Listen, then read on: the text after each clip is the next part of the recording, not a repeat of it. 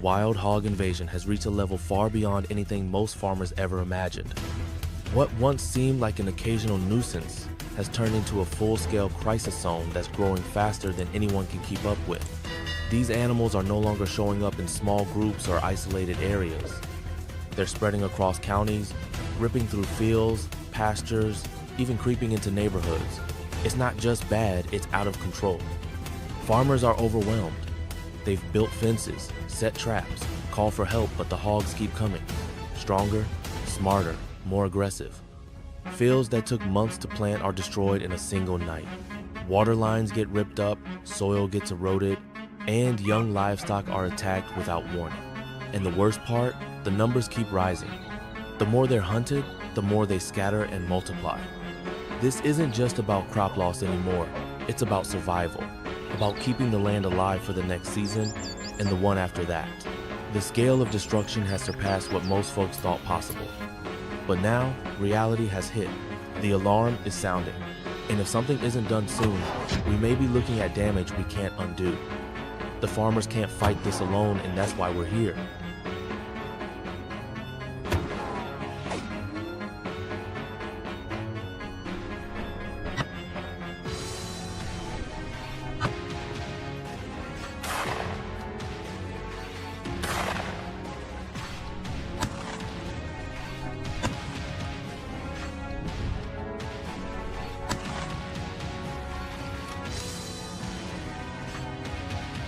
Should we support the hunting of wild hogs to protect farmers' crops? This isn't just a question of agriculture or environmental management, it's a deeply controversial moral debate.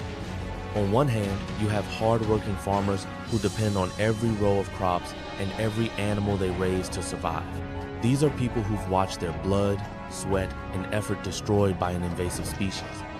Wild hogs don't just tear up farmland, they threaten livestock, damage property, and pose a real danger to human safety. To many rural families, hunting them isn't a sport, it's a necessary act of defense. But on the other side, there are strong voices calling this practice unethical, even cruel. Using guns, dogs, and traps to chase down and kill a living creature even, one that's invasive or raises serious concerns. Some argue it's hypocritical to blame these animals for simply doing what they were born to do, survive. After all, wasn't it humans who brought them here in the first place? Should animals suffer for our mistakes? Things get even murkier when you consider long-term effectiveness. Critics say hunting is just a short-term fix-it, doesn't solve the root problem. They call for other methods, fencing, sterilization, relocation, but who's going to pay for all that? The farmers? The government? Meanwhile, the damage continues, and harvests are wiped out. So what do we choose, compassion for animals or protection for the people who feed the country?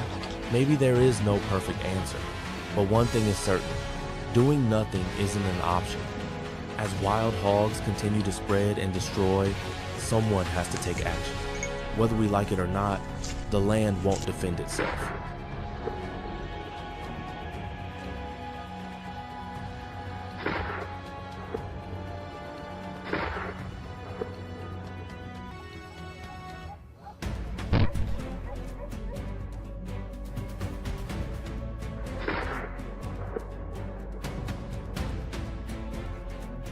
Supporters of wild hog hunting strongly believe that it is not only justified, but absolutely necessary, especially when it comes to protecting farmers and their livelihoods.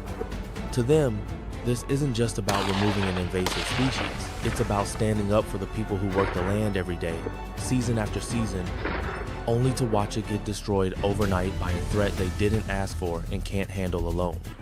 Feral hogs reproduce at an astonishing rate, often doubling their numbers in just a matter of months. They travel in large, aggressive groups, ripping through fences, uprooting crops, destroying irrigation systems, and even attacking young livestock. In many rural communities, the destruction is relentless and overwhelming. One night is all it takes for an entire field of corn or soybeans to be wiped out. For small family farms living on tight margins, losses like that can be devastating. Supporters argue that other methods like fencing, sterilization, or trapping gear are either too slow, too expensive, or simply not effective enough. Hogs adapt quickly. They break through barriers, outsmart traps, and avoid heavily trafficked areas. Meanwhile, the damage continues. Hunting, especially when done in a coordinated and responsible way, is seen as the most immediate and effective tool available. It allows people to take direct action, reduce hog numbers quickly, and protect what matters most. But this isn't about sport or thrills. For most hunters, there's no joy in pulling the trigger. It's a serious task rooted in necessity.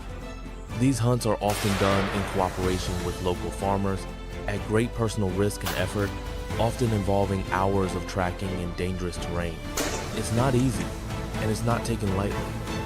In the eyes of supporters, turning a blind eye to this problem is the real cruelty, because every time we hesitate, another farmer pays the price. They believe that if we truly care about the people who feed this country, we have to stand behind the efforts to defend their land. And sometimes, that means picking up a rifle and doing what needs to be done.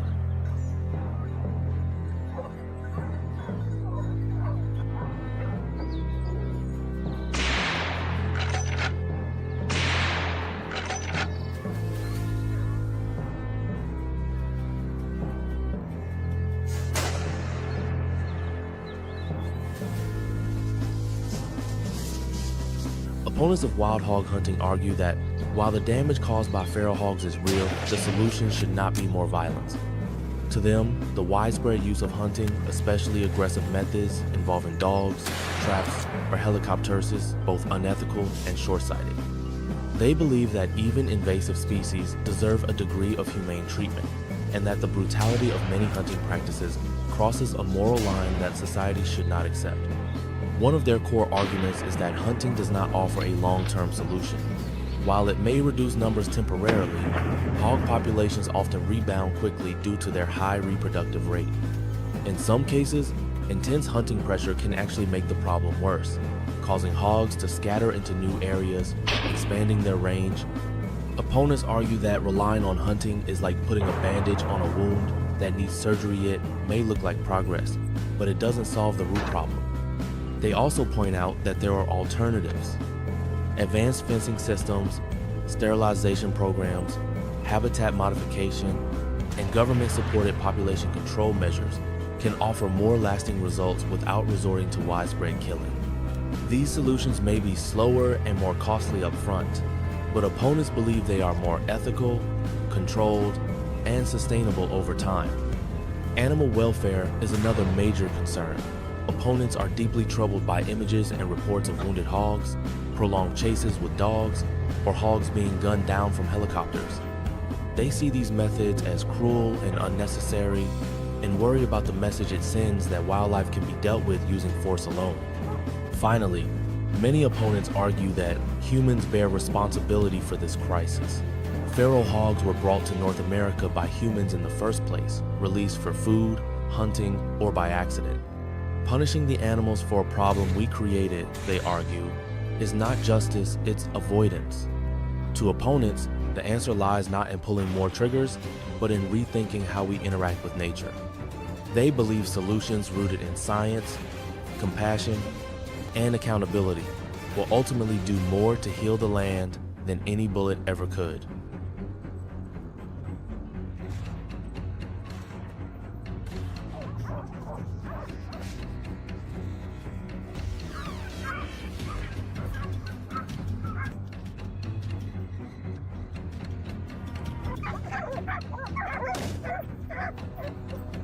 In my personal opinion, hunting wild hogs is absolutely necessary for farmers.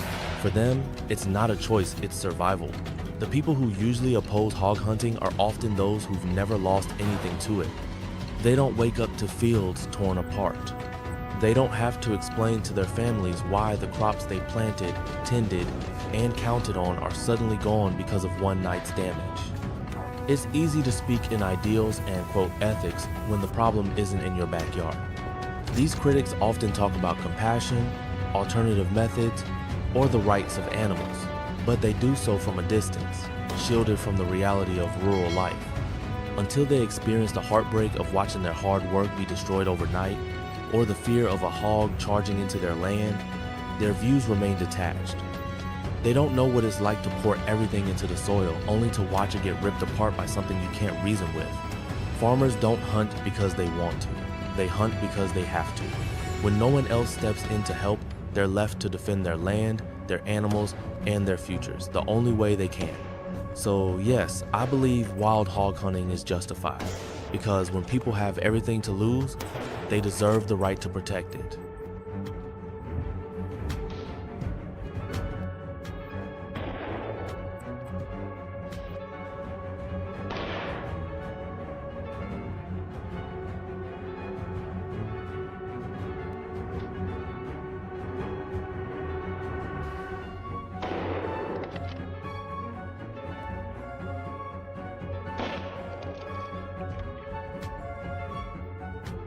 I used to think hunting was just a hobby, something people did for sport, for adrenaline, maybe just to pass the time. I didn't understand the weight behind it. But that was before I saw what wild hogs can really do. Before I stood in a field with a farmer at sunrise, watching him look over what was left of his crop destroyed, scattered, gone after just one night. Now, hunting isn't entertainment, it's responsibility. It's hard to describe the look in a farmer's eyes when he realizes his whole season is gone.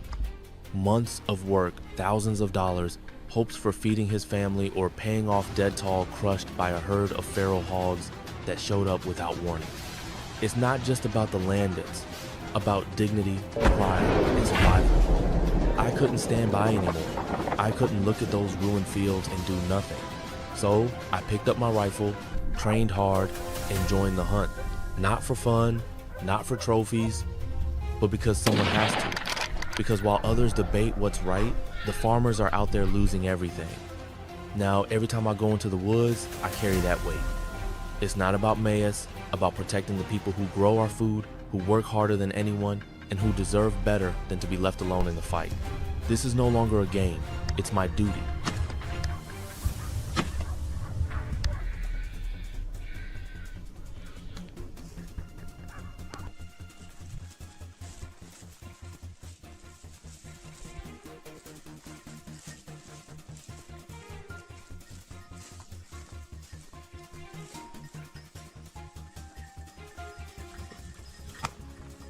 Let's come together because protecting our farmers isn't something that only belongs to those carrying rifles. You don't have to be out in the woods, knee-deep in mud, chasing down wild hogs to make a difference.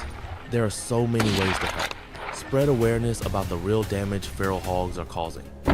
Support local farmers through community programs, local markets, or even just lending a hand during harvest season. Advocate for better funding and resources to help rural communities manage invasive species.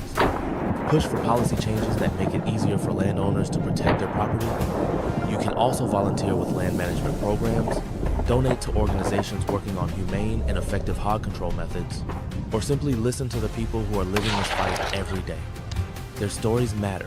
Their struggles are real. Every action, big or small, adds up. The fight against wild hogs isn't just a hunter's job. It's a community effort. If we all do our part, we can protect the land, the food, and the families that keep this country going. You don't need a gun to stand with farmers. You just need the will to command, the courage to act. Another harvest crushed by wild boars.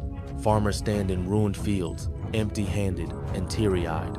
Please lend a hand so their sweat won't turn into tears.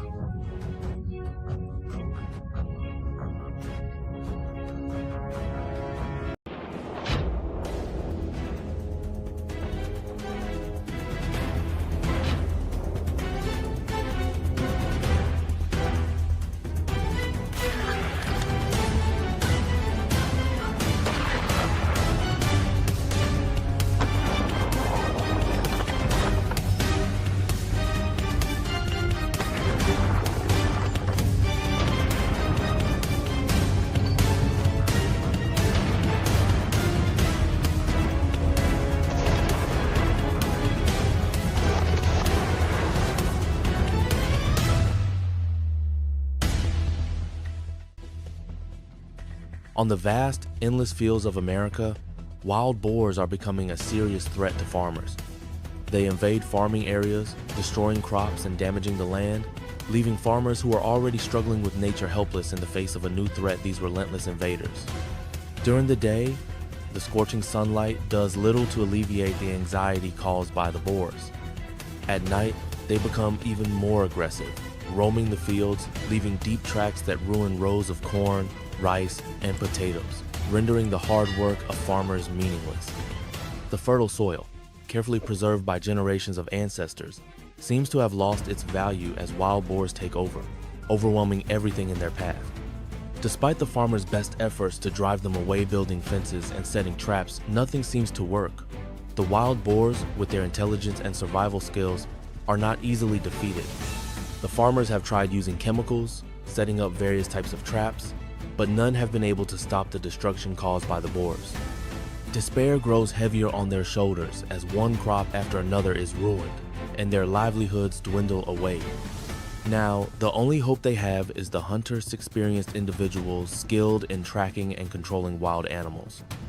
With weapons in hand and knowledge of how to hunt wild boars, these hunters are the last resort for farmers to regain control of their land.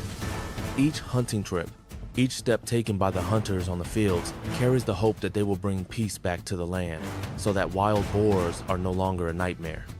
However, until that happens, the battle continues, not only a battle for the farmers, but also for the hunters, against these unpredictable wild creatures.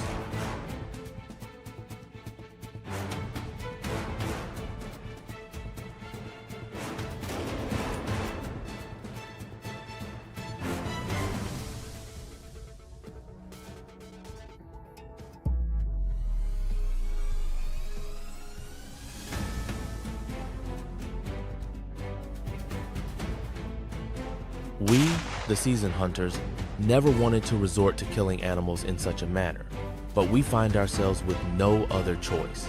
The farmers have reached the point of complete despair, and we must help them. It is not something we take lightly.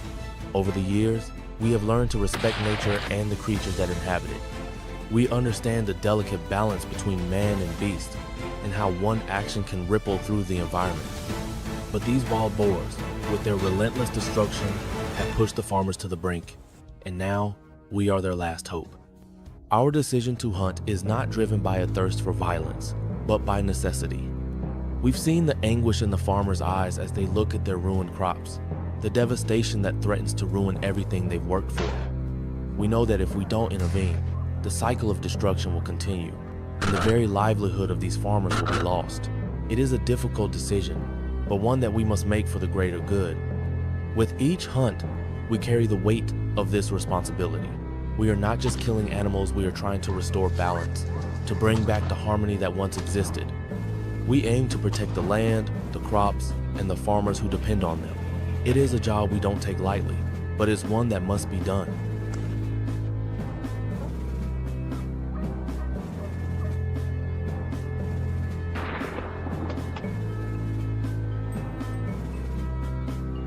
The hunt wasn't easy. These creatures are fast, cunning, and relentless. But with years of experience under our belts, we knew how to track them, how to anticipate their movements, and how to respond when the moment was right. We moved silently, carefully, every step deliberate, understanding the weight of what we were doing. By the time the sun began to set, we had managed to reduce the threat, at least for now. The fields, which had been ravaged by the boars earlier, now had a moment of reprieve. The farmers, though exhausted and worn, could see the glimmer of hope once again. We had done what we could today, but we knew the fight wasn't over. This was just one battle in a much longer war. The wild boars would come back, and we would be ready to defend the land once more. On today's hunting trip, we successfully brought down more than 30 wild boars. It was a long and arduous day, but as we made our way through the fields, we knew it was necessary to prevent further destruction. Each boar we took down was a small victory, a step closer to restoring some sense of peace and balance for the farmers.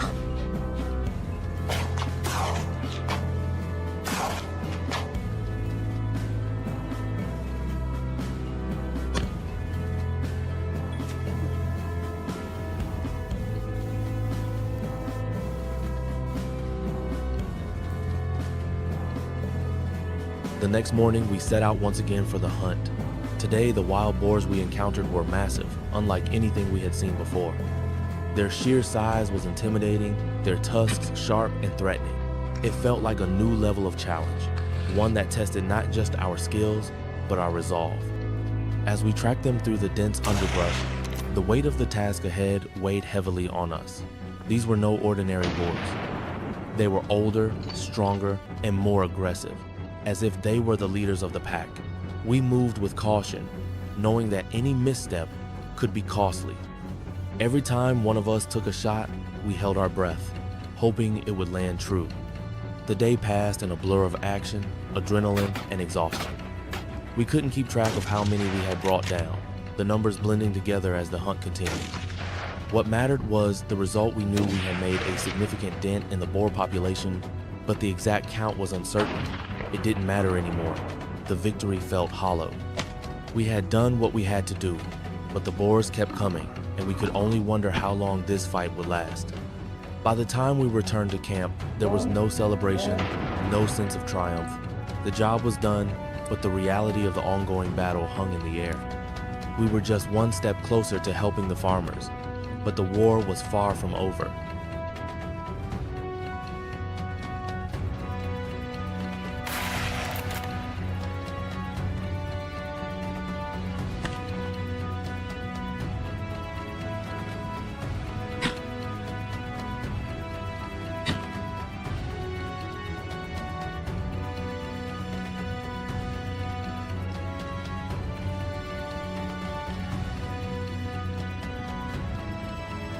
We moved on to another area, a place where the wild boars were far more intelligent and aggressive.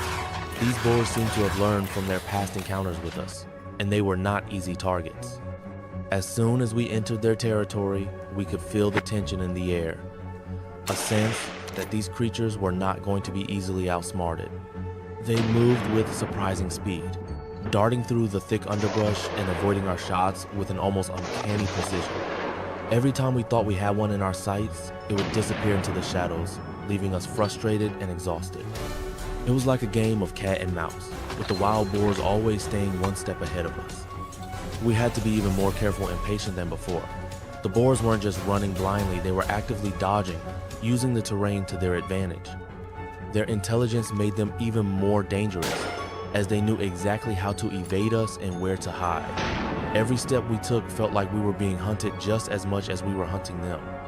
The chase was relentless, and it became clear that this was no ordinary hunt. It wasn't just about tracking and shooting anymore. We had to think like the boars, anticipate their next move, and adjust our strategy on the fly. They were a formidable adversary, and we were beginning to realize just how much more we had to give if we were going to succeed. But we had no choice. We couldn't stop now. The farmers were counting on us, and we had to finish what we started, no matter how hard it became.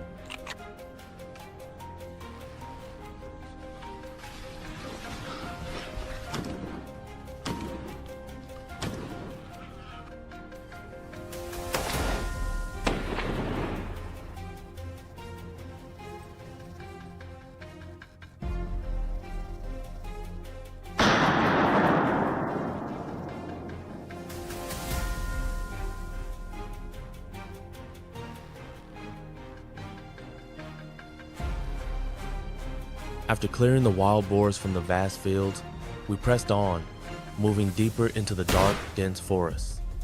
The air in the woods was thick with moisture, and the shadows seemed to close in around us. The light barely filtered through the towering trees, creating a foreboding atmosphere. But we couldn't stop now. We had cleared the fields, but the boars had likely retreated into these woods, finding sanctuary in the darkness where they felt safe.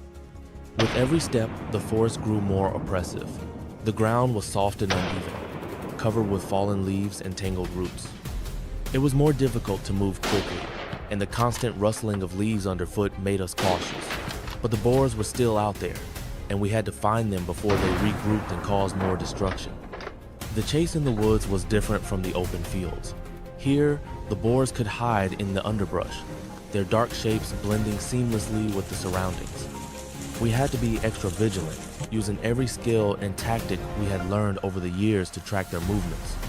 The trees and thick foliage made it harder to get a clear shot, and we had to rely on our senses, listening for the slightest sound of movement or the snap of a twig. Hours passed as we combed through the forest, the hunt becoming more exhausting with every step.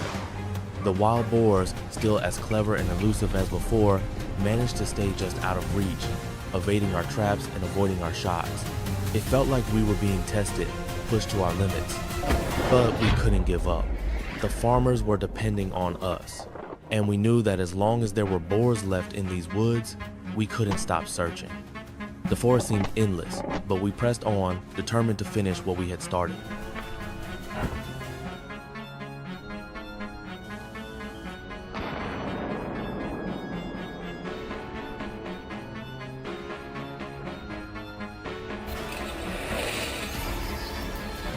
In addition to using firearms to take down the wild boars, we also had another method: large steel traps.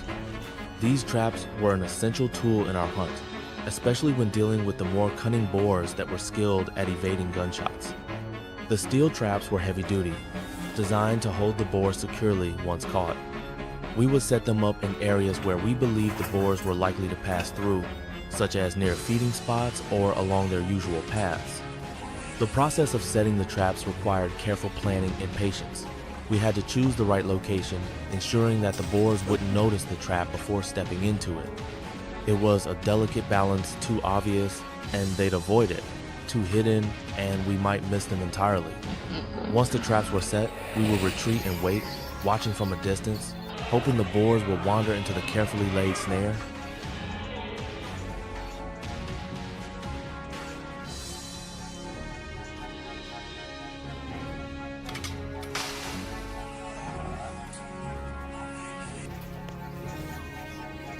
Using these traps was both a strategic and tiring approach. While it didn't offer the immediate satisfaction of taking down a boar with a well-aimed shot, it allowed us to deal with the problem over time, without the need for constant pursuit. There was a sense of relief when a boar was successfully trapped. It meant one less to worry about, one less to evade our guns or destroy the crops. The traps were not foolproof though. Boars are smart, and sometimes they would sense the trap's presence or avoid it altogether. But over time, with patience and persistence, we found them to be an invaluable tool in our efforts. It wasn't always glamorous, but it was effective. And in the end, that's what mattered. Whether we used guns or traps, our goal was always the same: to protect the land, the crops, and the livelihoods of the farmers who had placed their trust in us.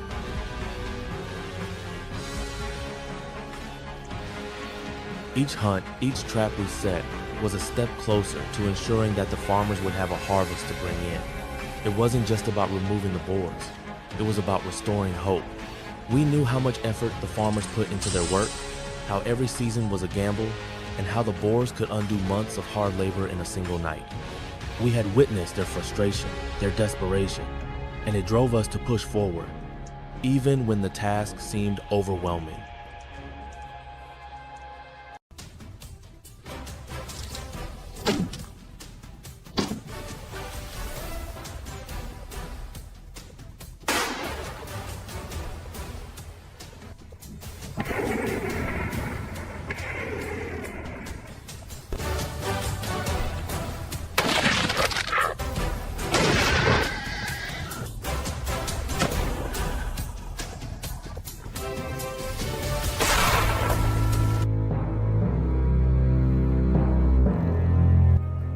Wild pigs are destroying the country, and we let them breed uncontrollably. It's hard to believe, but it's the harsh reality we're facing. Wild pigs, an invasive species, are not just invading but are ravaging the land, crops, the lives of millions of farmers, and threatening the stability of this entire country. What's even more appalling, what makes us unable to bear it any longer, is this: we, a civilized society, full of technology and knowledge, are allowing these pigs to breed and multiply, while their destruction worsens every day. Imagine this: thousands of hectares of farmland are turned upside down, crops destroyed overnight. Rice fields, corn, cassava, the hard-earned values of the farmer's sweat and blood, are suddenly reduced to piles of rubble after every wild pig attack. These pigs don't just destroy the land, they also bring a host of other uncontrollable consequences, from diseases, environmental pollution, to the decline in biodiversity. And yet, we let them exist. Wild pigs, these invaders, are not native animals, but they are thriving, while our control measures are utterly ineffective. The government, the very people responsible for protecting the land and the lives of its people, stand by and watch this destruction unfold without taking decisive action. Allowing wild pigs to breed uncontrollably, no one dares to take strong action against them. No one dares to implement a tough solution. As a result, farmers, poor families, are enduring the consequences of lost harvests, failures year after year. And do you know what's even more infuriating? It's the indifference, the apathy of those responsible for stopping this destruction. We cannot continue to watch our country wither away because of an invasive species we can't control. It's time to act. Wild pigs cannot be the reason we continue to endure this disaster. We cannot let these animals continue to multiply. We cannot let them destroy everything like an uncontrollable wildfire. So why aren't the authorities, the relevant agencies, acting immediately to eliminate them? How many more harvests will be ruined? How many more farmers will face this tragedy? What's the answer, if not negligence, superficiality, and a lack of concern for the pain of the working people? How can we continue to watch these pigs destroy the land, kill an entire agricultural industry that millions of people depend on? We cannot continue to ignore this disaster. If we don't act now, if we don't stop the wild pigs invasion immediately, then this country will be nothing but a barren wasteland, a society overrun by invasive animals. It's time for us to stand up, to say no to the invasion of wild pigs and protect the land, the crops, and the lives of the people.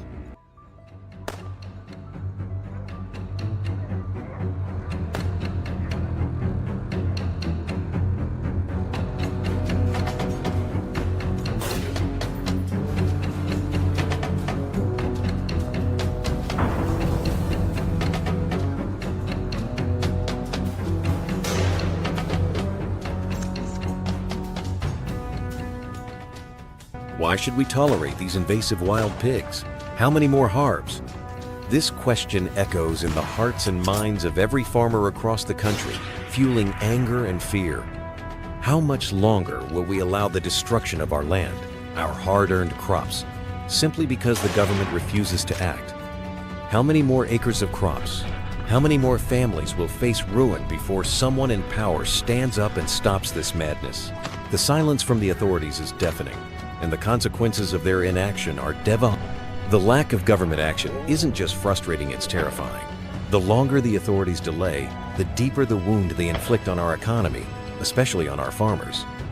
These wild pigs are an existential threat, and yet we are left to fend for ourselves as our livelihoods are torn apart.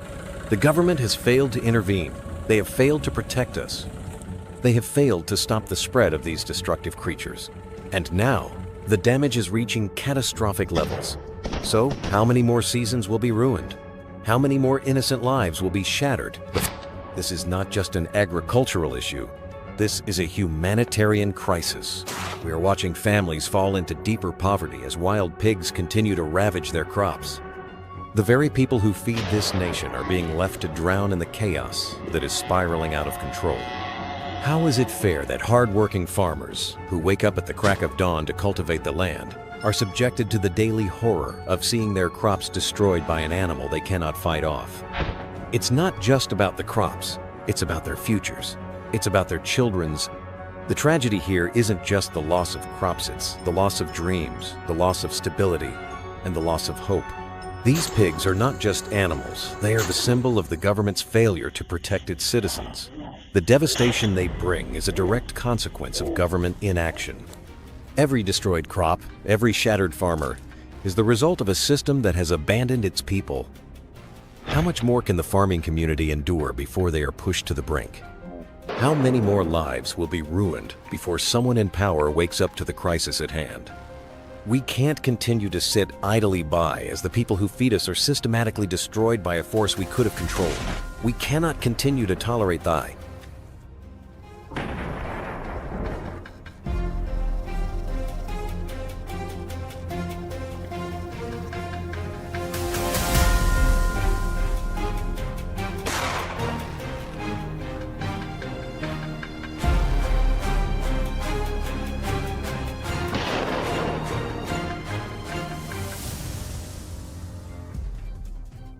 If we don't act now, wild pigs will become the rulers of the land, and the people will be left to live in the shadow of destruction. This isn't just a possibility. It's a terrifying reality we are on the brink of. Picture it, a future where every field, every farm, every inch of land is overtaken by wild pigs. A future where no crops are safe, no homes are untouched, and every farmer is forced to watch as their life's work is obliterated by these invaders. This isn't just about a few ruined fields or broken fences anymore. This is about the complete collapse of our agricultural system, and by extension, our way of life.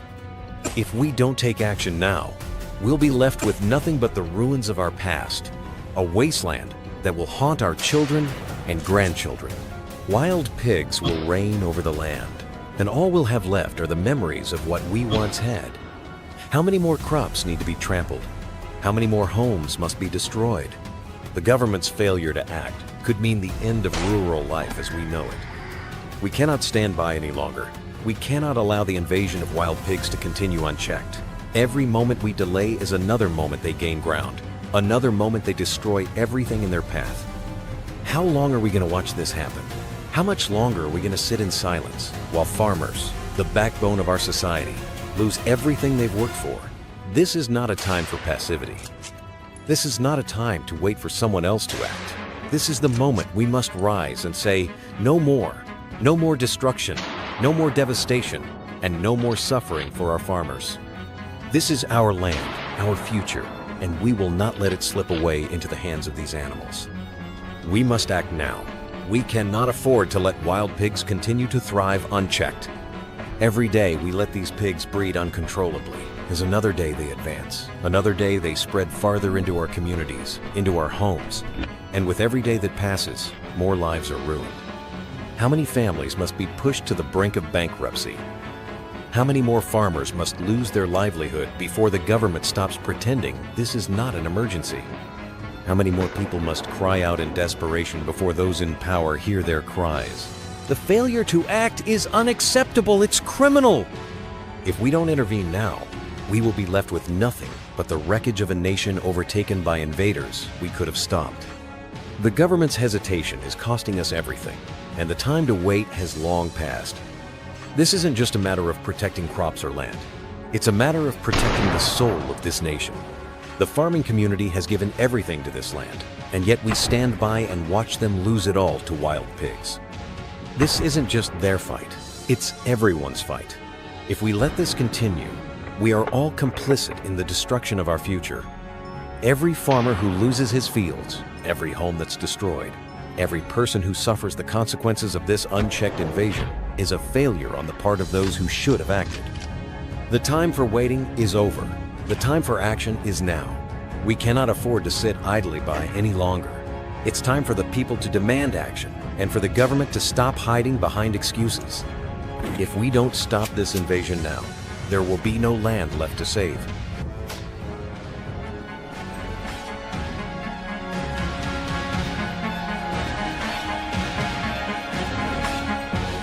Many people defend animals to an extreme, but the wild pigs cannot be overlooked. It's true that we should protect animals, that we must safeguard wildlife, but there's a lineal line that these wild pigs have crossed, and it's one we cannot ignore. The argument of animal rights should not be used as an excuse to let a species destroy entire ecosystems and wipe out the livelihoods of our farmers. Wild pigs are not just animals in the wild. They are an invasive force, a plague that destroys everything in its path. Yet there are people out there who seem to believe that the rights of these pigs outweigh the destruction they're... Yes, we must protect animals, but we also have a duty to protect our people, our farmers, our communities, our way of life. We cannot continue to let wild pigs invade our land unchecked because a few people with misguided ideals refuse to recognize the danger. These aren't cute, harmless creatures roaming in the forest. These are violent invaders that are tearing apart our agricultural heartland. The longer we allow them to proliferate, the more damage they will cause, and the harder it will be to fix. But these animal rights activists? They sit in their ivory towers, detached from the reality on the ground, pushing for the protection of these wild pigs while the rest of us are left to pick up. We're not asking for the extinction of wild pigs, but we are demanding that they be controlled. Their unchecked breeding and expansion are a threat to the very foundation of our economy, our homes, and our future. There is no room for compromise here. We cannot let sentimentality and overblown ideologies dictate the fate of our country. The stakes are too high. The damage is too great. People are losing their livelihoods while these activists push for the same reckless leniency that allowed this disaster to begin in the fur. This is not an argument about animal rights, it's an argument about survival, about ensuring that we don't lose everything to creatures that have no place here. The wild pigs have crossed the line, and if we don't act, we will find ourselves living in a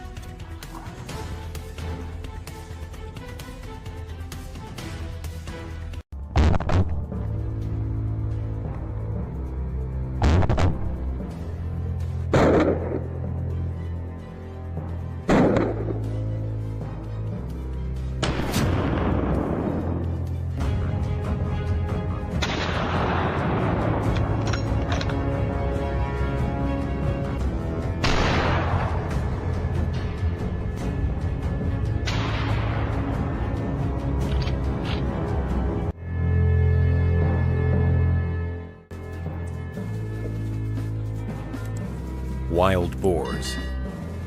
The symbol of a failed society. Imagine this. You're a 21st century European farmer, equipped with modern machinery, surveillance technology, and even drones, yet you're completely helpless against wild boars. Not one, not 10, but hundreds, even thousands of them. Aggressive, cunning, hyper-reproductive beasts that ravage farmland like they own it. And the worst part? You're not allowed to shoot them. You're not allowed to trap them. You're only allowed to watch. This isn't satire. It's the daily reality in countries like Germany, France, Italy, Spain, and over 35 US states. Wild boars have become the most destructive, invasive species in the West, not because they're unstoppable forces of nature, but because they are protected by laws and a warped sense of environmental morality. Where did this boar apocalypse come from? It's not a natural disaster. It's not a virus. The wild boar invasion is a man-made catastrophe. First introduced to North America in the 1500s by Spanish explorers as a mobile food source. They were later imported again for recreational hunting.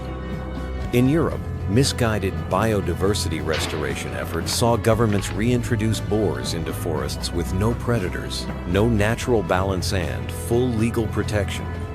These aren't your average pigs. They're muscular, sharp-tusked, intelligent, on par with domestic dogs, and they breed like rabbits.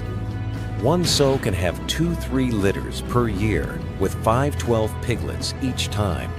A single breeding pair can produce hundreds of offspring in just a few years. No predators, no regulation.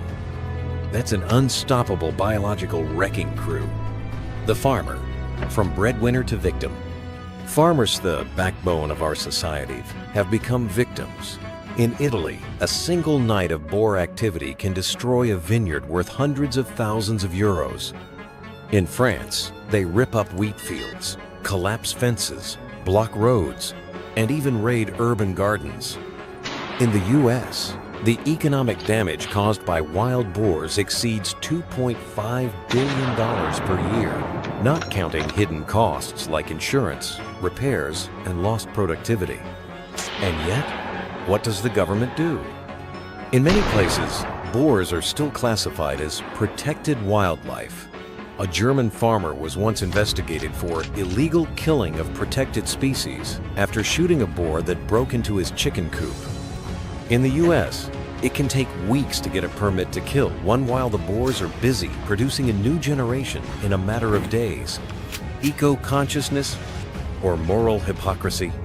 We're told to respect nature and preserve biodiversity. But no one talks about the consequences.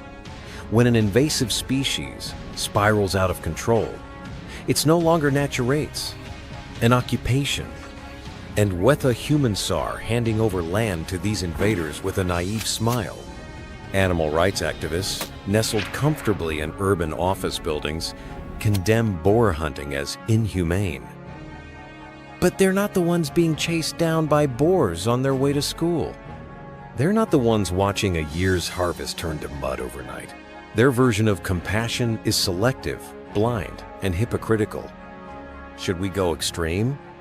Some countries, like Australia, have launched large-scale campaigns to eradicate invasive rabbits, cats and, yes, wild pigs through aerial hunting, poison bait, and smart traps. Controversial? Yes.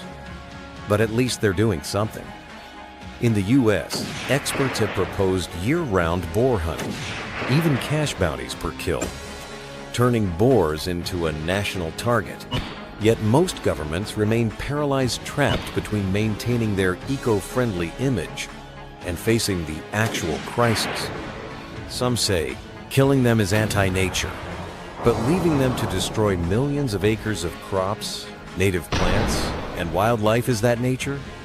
In conclusion, we're losing to pigs. We live in a world that can build space rockets, develop AI, and create robots but can't protect its food supply from a horde of wild pigs. This isn't just an environmental issue. This is a blunt, undeniable sign of systemic failure where misguided ethics, red tape, and urban idealism override rational action. It's a joke, a dark one, but one we're all living in. If we don't wake up soon, our children will grow up in a world where wild boars rule the countryside, and humans are the ones trespassing on their own farmland.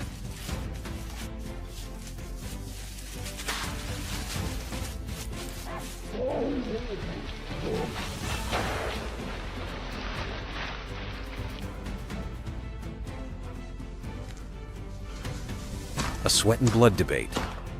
Wild boars, to kill or not to kill? Picture a late afternoon in the Italian countryside. The sun begins to dip below the horizon. A farmer has just finished harvesting his wheat field. Sweat still clings to his brow. He stands before his golden crop, heart full of peace after a fruitful season. But then from the edge of the forest comes a sound he knows all too well, the unmistakable grunt of wild boars. Not one, not two or three, but an entire herd. More than 30 fully grown wild boars charge out like an armored battalion.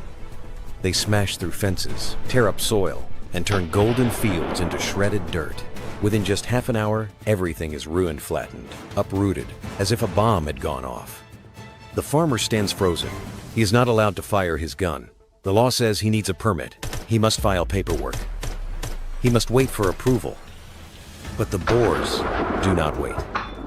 They come, they eat, they destroy, and they vanish into the woods like nothing happened. This is the spark that ignites a never-ending war of words, a fierce debate between urban animal lovers and rural farmers under siege.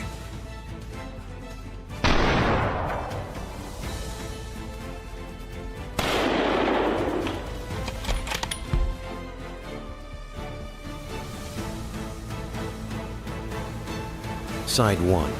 The animal rights advocates. Who are they? They are animal rights activists, environmental bloggers, conservation influencers. They live in modern apartments in Berlin, Paris, and New York. They are vegans. They post articles with hashtags like Justice for Boars and demand a ban on using guns to kill wild pigs, calling it inhumane. In their eyes, wild boars are sentient beings. They feel, they bond, they suffer. Killing them with guns is cruel and promotes violence against nature. Instead of bullets, they advocate non-lethal alternatives, contraceptive injections, solar-powered fences, and even relocating boars to remote reserves. A spokesperson from a major European animal rights group once said, "We cannot kill in the name of human convenience. Taking the life of a wild pig is just as painful as killing a dog. We must change our mindset." It sounds noble, poetic even, but does reality agree?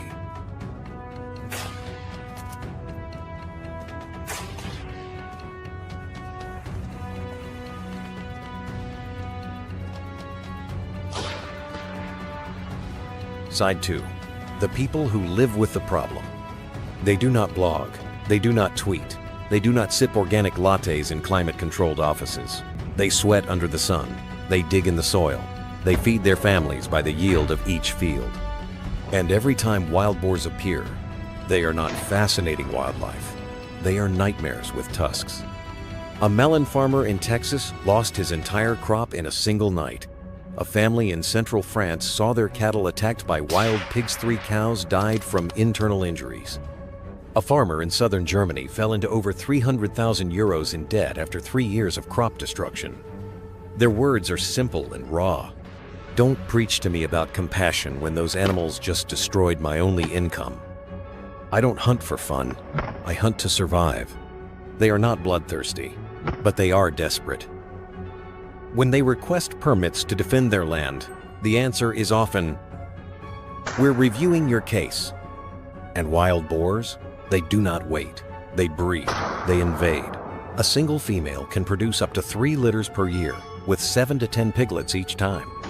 In just 5 years, a single breeding pair can create over 600 pigs. This cycle never ends.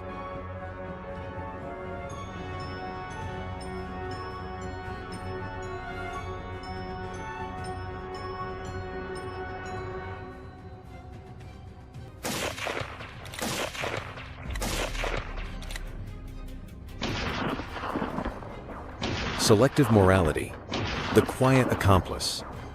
Nobody denies that wild boars are living beings, but when a species grows unchecked, destroys ecosystems, and causes widespread damage to human livelihoods, it is no longer a victim, it becomes an invader. Still, many choose to romanticize them. Look, how cute a mama boar and her babies. No one shares pictures of destroyed fields, collapsed barns, or children injured on their way to school after a boar attack. People pick the part of truth that fits their comfort. They prefer easy ethics and avoid the uncomfortable ones. The right to self-defense, the right to survive, the right to protect your land.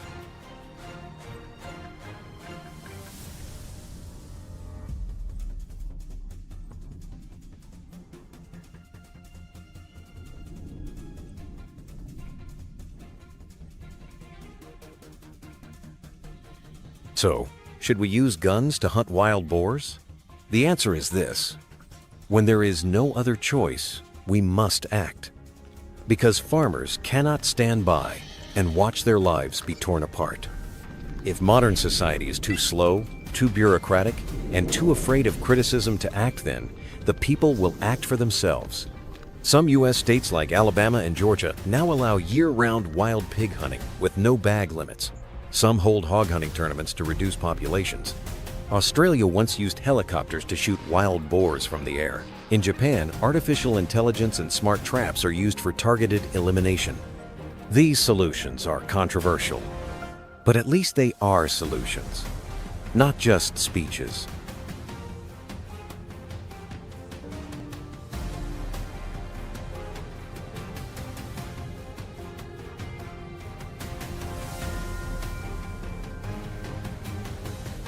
This is not a war against boars. It's a war against ourselves. The debate over whether to shoot wild boars is really a test of our collective maturity and moral clarity. Will we make the hard choices to protect what matters? Or will we hide behind pretty words while others suffer the consequences? One day, if you hear the snort of a wild boar in a public park, if your child is hurt on the way to school by a charging animal, if grocery prices skyrocket because crops are wiped out, remember, we had a choice, and we let comfortable morality shout louder than truth. Wild boars don't read manifestos. They don't care about hashtags. They care about one thing: feeding and breeding. If we do not act, we will be overrun by tusks, but by our own cowardice and naivety.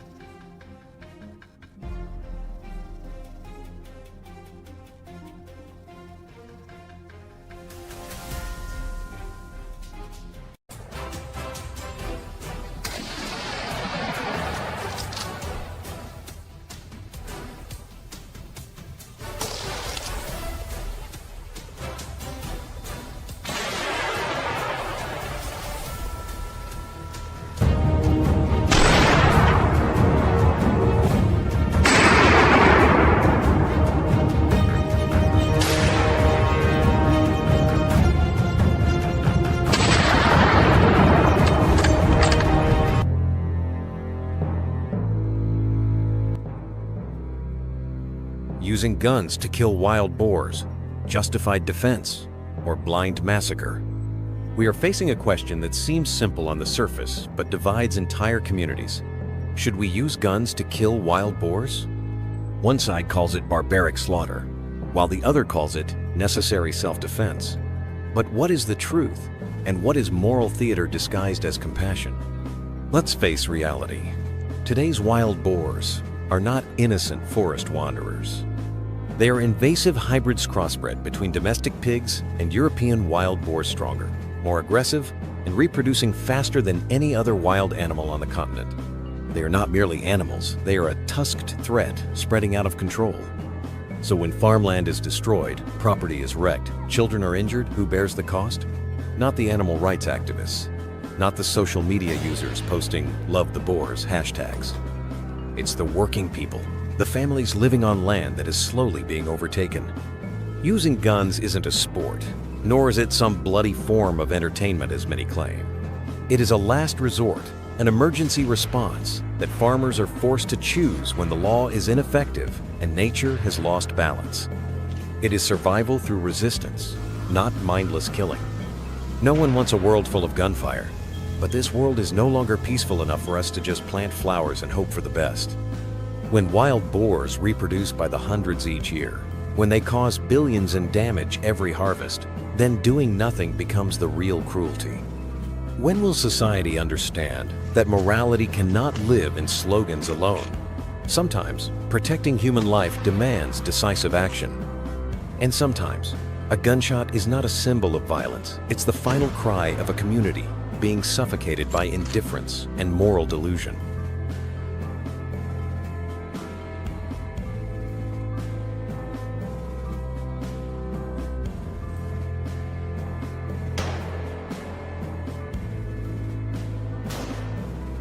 Protecting crops or destroying biodiversity? When a farmer raises his gun to aim at a herd of wild boars tearing through his cornfield, he's not thinking about biodiversity. He's thinking about food, livelihood, and survival.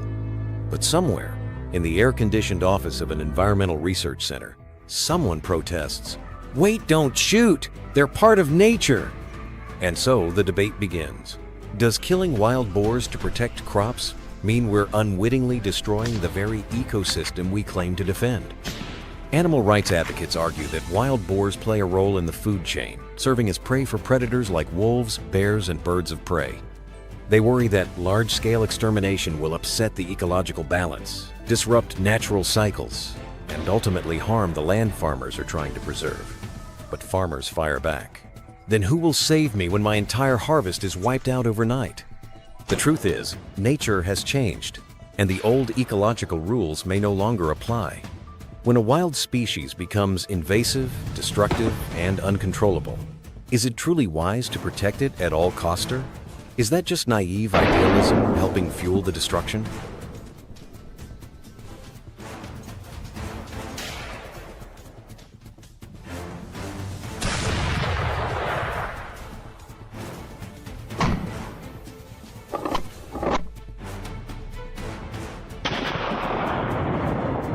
Free hunting, legitimate self-defense, or a dangerous gun culture?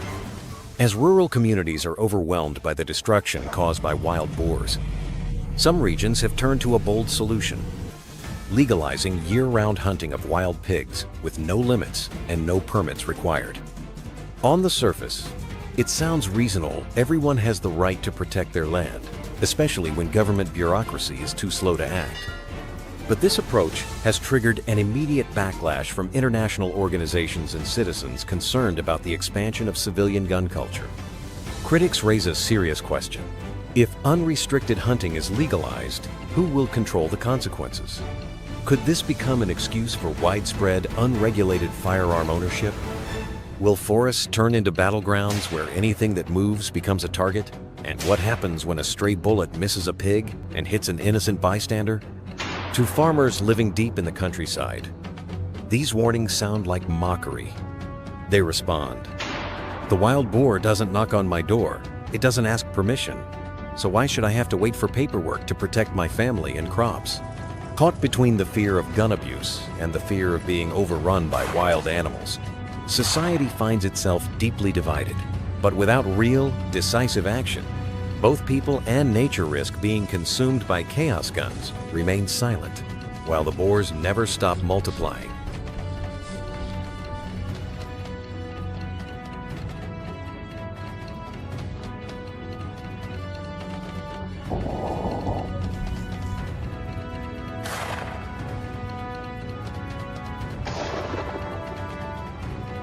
Wild boars, dangerous invaders, or nature's scapegoats. Amid fear and frustration, wild boars have become public enemy #1 for farmers.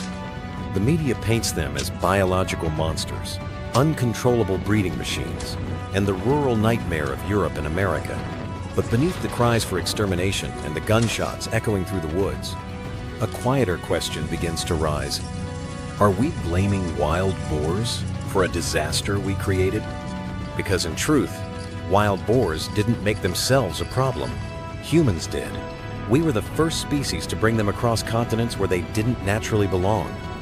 In the 16th century, European explorers introduced wild pigs to North America as mobile food sources.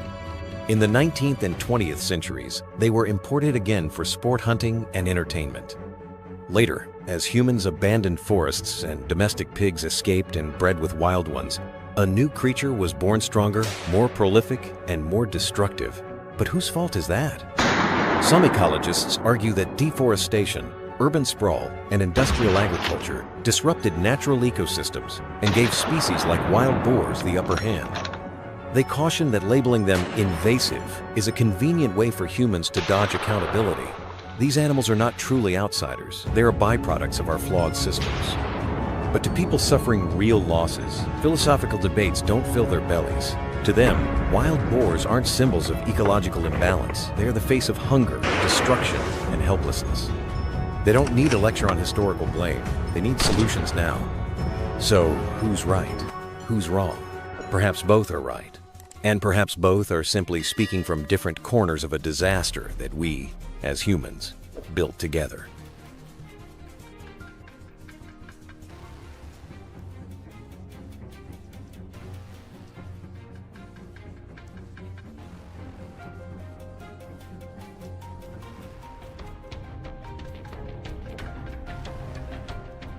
Eradication incentives, effective solution, or blood sport. In the fight to control the exploding wild boar population, some U.S. states and European countries have turned to extreme tactics, offering cash rewards for every pig killed, organizing boar hunting competitions, even supplying participants with ammunition and gear. These measures have quickly divided public opinion.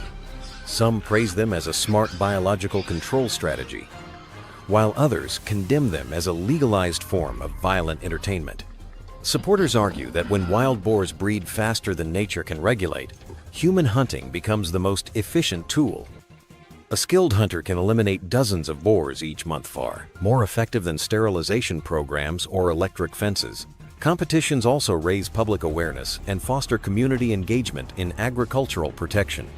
They call it proactive food security, not passive victimhood. But the darker side cannot be ignored. When killing becomes a contest for prizes, morality gets twisted, and the line between protection and cruelty begins to blur. Cases have emerged of improper trapping, excessive use of firearms, and even collateral harm to non-target species or people. Critics warn that society is turning wildlife control into a blood-soaked scoreboard, where the lives of animals are reduced to point systems. So while bounty programs may slow down the boar population explosion, without clear limits, regulation, and ethical boundaries, we may eventually win the war against wild pigs only, to lose our own humanity in the process.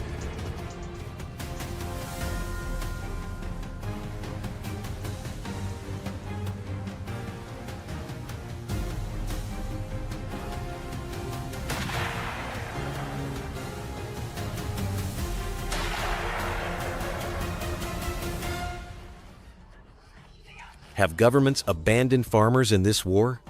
At climate change conferences, in 100-page biodiversity reports, and during campaigns promoting greener agriculture, farmers are praised as unsung heroes, the backbone of food security the front line of environmental protection. But behind those flattering words, when crops are destroyed by wild boars, when livestock are injured and fences torn down, a bitter question echoes, where is the government? In reality, most compensation programs for farmers affected by wild boars are symbolic at best, slow, and bogged down in red tape.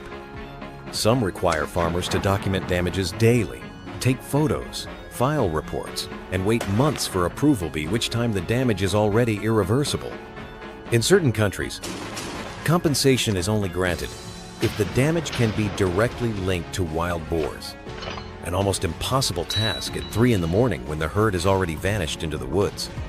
Worse still, wildlife protection laws in some regions seem to prioritize the lives of wild boars over the livelihoods of people.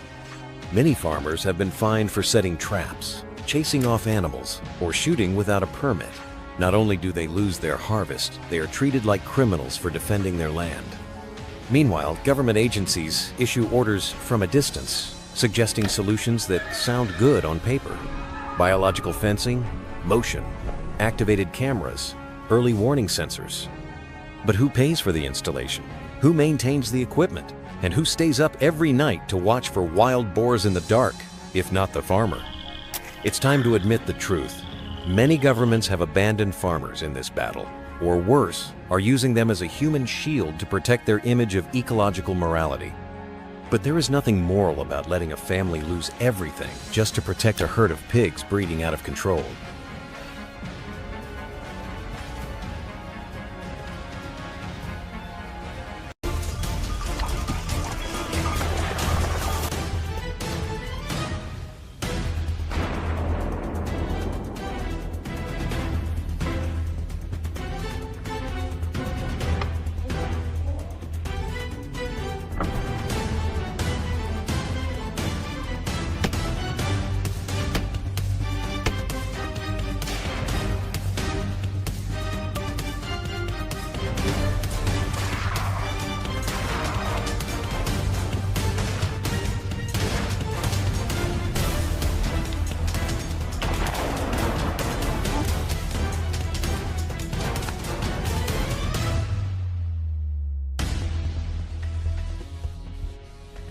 The wild hogs have grown far too bold, plain, and simple.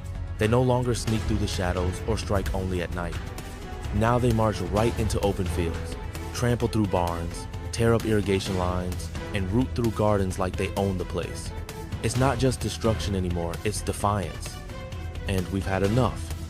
We can't just sit back and watch while they turn years of hard work into waste. We can't keep standing on the sidelines while fences fall, crops disappear, and families suffer the loss. They're not afraid of people, not afraid of dogs, not afraid of noise or lights. They've gotten used to getting away with it.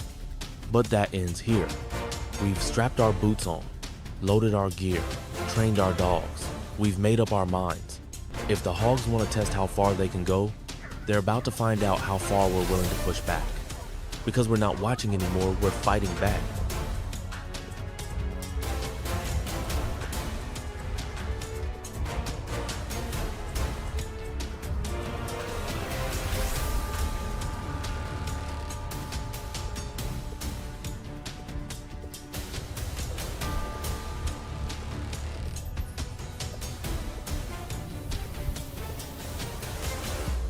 We're putting together our strongest team yet, because this time, we're not just going out to hunt, we're going out to confront a real, growing threat. These wild hogs have gotten more aggressive, more unpredictable, and more destructive than ever before. So, we're stepping up. Every man in the group is experienced. These aren't weekend hunters. These are seasoned trackers, sharpshooters, and dog handlers who faced down charging boars and walked out standing. Our dogs? The best we've got. Fast, fearless, and trained to move as one with us, no hesitation, no fear. We've got eyes on the areas where the hogs hit hardest, mapped every trail, tracked every herd. This isn't some random run into the woods. This is a coordinated strike. Radios are synced. Rifles are zeroed in. Traps are ready. Every movement planned, every position covered. We're not walking into this fight unprepared. We're coming in ready with everything we've got. And if the hogs want to test their strength, they'll find out exactly what we're made of. Because this time, we're not just hunting, we're taking back the land.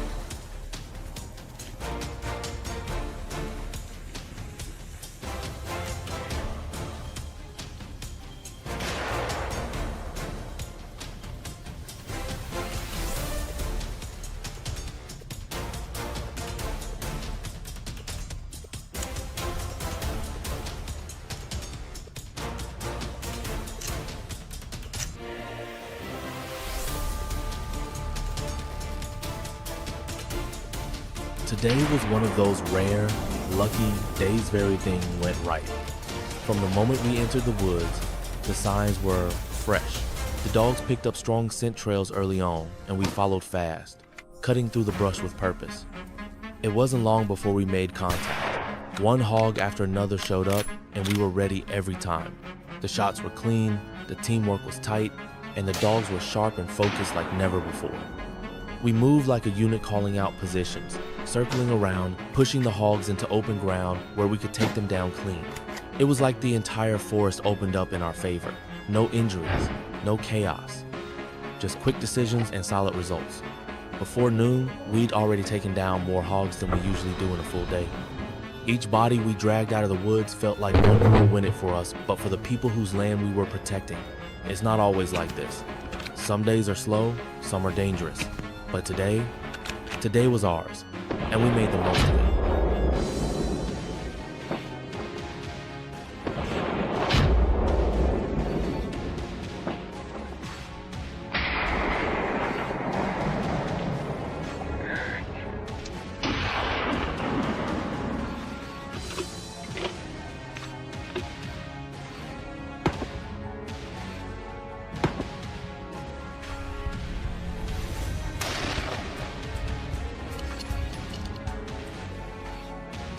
Out on the wide open fields under the fading light of day, we saw them dozens of dark shapes moving through the crops, wild hogs, big ones.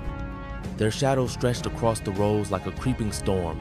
They were bold, digging, rooting, tearing without a care, as if the land belonged to them. But tonight, we were ready. We moved into position, slow and silent, rifles in hand, dogs on alert. The scent was strong, the ground torn fresh. This was no scattered herd, this was a full invasion. But we weren't backing down. Not now. Every step forward was a promise. A promise to the farmers who had worked these fields with their bare hands. To the families who had been losing sleep, wondering if their crops would still be there come morning. We've seen the heartbreak. We've seen the damage. And we've made it our mission to stop it. With each hog we bring down, we get closer to peace. Closer to quiet nights. Closer to the day when no farmer has to wake to a field in ruins. Tonight, we hunt with purpose, and we won't stop until the last shadow disappears.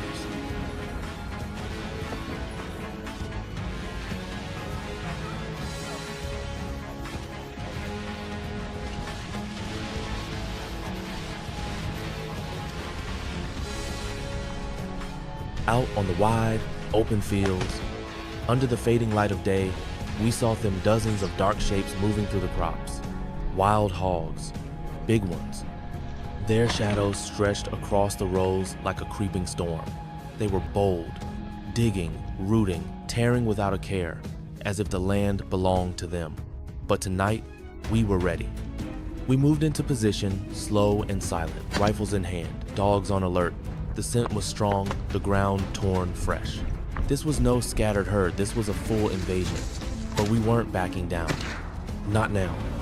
Every step forward was a promise to the farmers who had worked these fields with their bare hands, to the families who had been losing sleep, wondering if their crops would still be there come morning. We've seen the heartbreak, we've seen the damage, and we've made it our mission to stop it. With each hog we bring down, we get closer to peace, closer to quiet nights, closer to the day when no farmer has to wake to a field in ruins. Tonight, we hunt with purpose, and we won't stop until the last shadow disappears.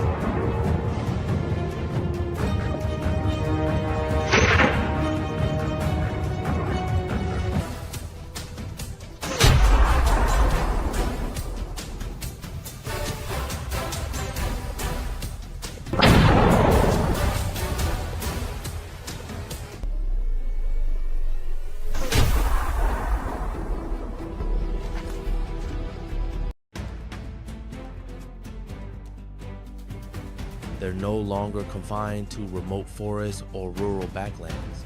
Today, invasive wild hogs, also known as feral swine, spread across the United States, from the fertile farmlands of Texas to the quiet suburbs of Georgia. With explosive reproduction rates, unmatched adaptability, and a natural instinct for destruction, they've become one of the greatest ecological threats modern American agriculture has ever faced. Now numbering over 6 million and rampaging across more than 40 states, these animals don't just tear up crops, uproot soil, and devastate native ecosystems. They boldly push into cities, rummaging through garbage, threatening pets, and even causing serious traffic accidents. What used to sound like scenes from a sci-fi movie, packs of hogs storming highways or tearing up golf courses in broad daylight, has now become part of American reality. So, what's really happening? How did a species once introduced for sport hunting spiral out of control and become public enemy number one for farmers and conservationists alike? And what's being done or not being done to stop this silent invasion? Join us as we dive into the world of high-stakes hunts, where farmers take up arms, trappers deploy drones, and entire ecosystems fight to survive against the most aggressive invader America has ever known, the wild hog.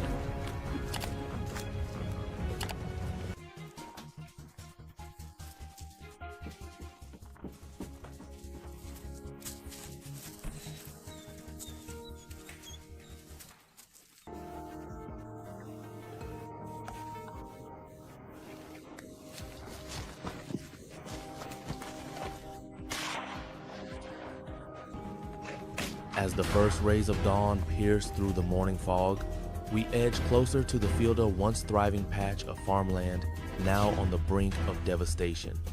From a distance, the ground seems to ripple, but it's not the wind, it's them.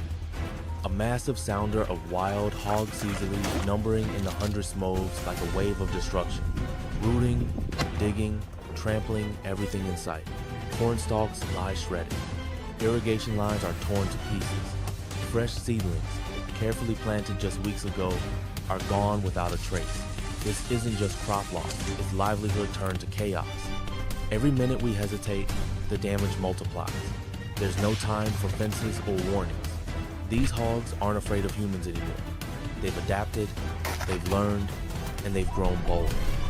If we don't act now, the entire field will be unsalvageable by the end of the day. Armed with rifles, thermal scopes, and the hard-earned lessons of previous encounters, we press forward with grim determination. The plan is quick and coordinated. Push them toward the tree line, cut off their escape routes, and neutralize as many as possible before they scatter. A single sow can birth a dozen piglets twice a year. Letting even a small group escape means they'll be back, and next time, they'll bring more. The stakes are more than just crops. These feral swine threaten the delicate balance of entire ecosystems, driving out native species, contaminating water sources, and spreading disease to both livestock and wildlife. But for the farmer standing beside me, rifle in hand and jaw clenched tight, it's personal. This is his land, his fight, and today, we take it back one hog at a time.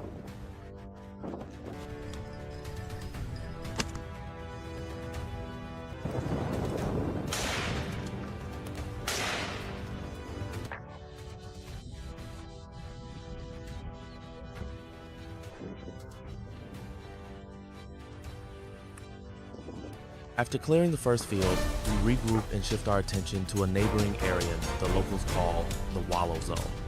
It's a low-lying stretch of land near a dried creek bed, overgrown with brush and riddled with trails carved out by countless hooves over time.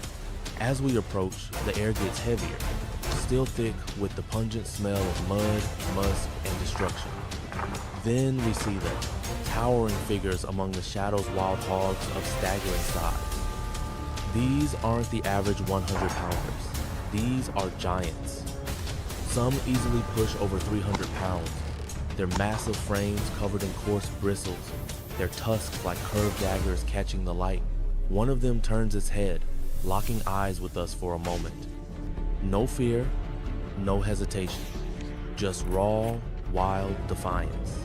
These are the elder Boars, the smart ones, the survivors leaders of their packs, and the hardest to bring down. It's no longer just about saving crops now. These massive hogs are capable of flipping over feeders, ripping through wooden fences, even injuring livestock or people if provoked. Every rancher in the area has a story. A prized calf gutted by tusks, a family dog never seen again, a fence torn down overnight.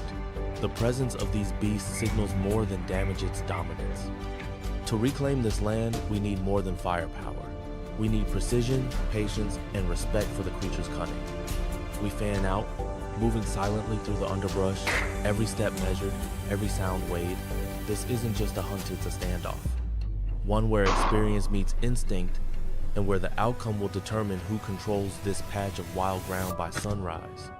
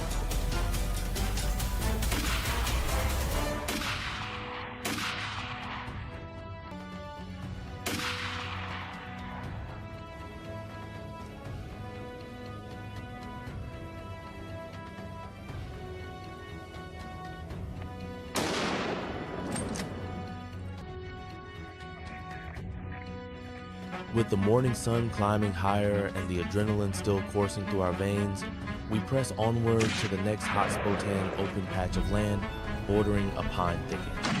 This area had been hit hard just days ago, its soil still scarred from the hooves and snouts of a rampaging sounder, but something's changed. The usual chaos is quieter now. Tracks are fewer, the ground less torn. It doesn't take long to realize the truth. The aggressive herd that once dominated this zone has been weakened significantly. Days of coordinated pressure, trapping, and relentless pursuit have taken their toll. The numbers have dropped. The larger boars are gone or in hiding. What remains is a scattered cluster of smaller, wearier, pig-cautious, jumpy, less willing to engage. Even the undergrowth shows signs of abandonment.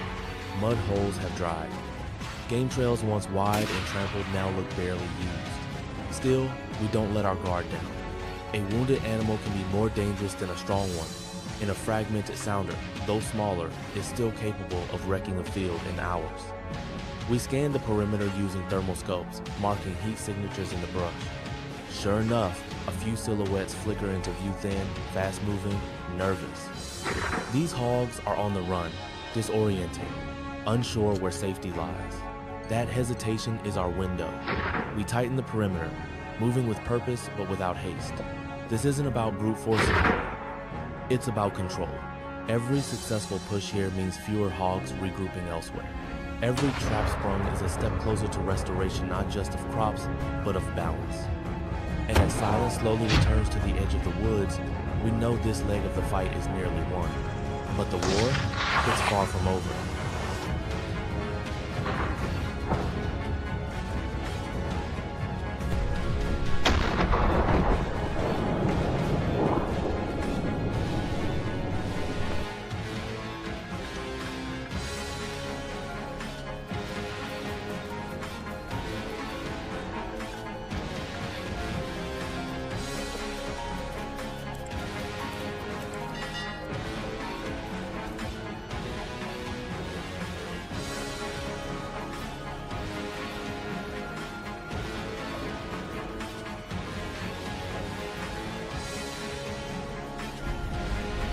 As the sun begins its slow descent behind the tree line, casting long amber shadows across the land, we reach the final point of our hunt. This last location lies at the edge of an abandoned orchard silent, forgotten, and half swallowed by wilderness. It's the kind of place where nature takes back what was once hers, and where feral hogs thrive in the absence of watchful eyes. The ground here is softer, still damp from last week's rains, pocked with fresh hoof prints and wallows that steam faintly in the cooling air. We move with quiet precision, the sounds of footsteps muted by layers of leaves and pine needles. The adrenaline has ebbed, replaced now by a steady focused one, forged through hours of tracking, watching, and reacting. This spot isn't about numbers, it's about closure.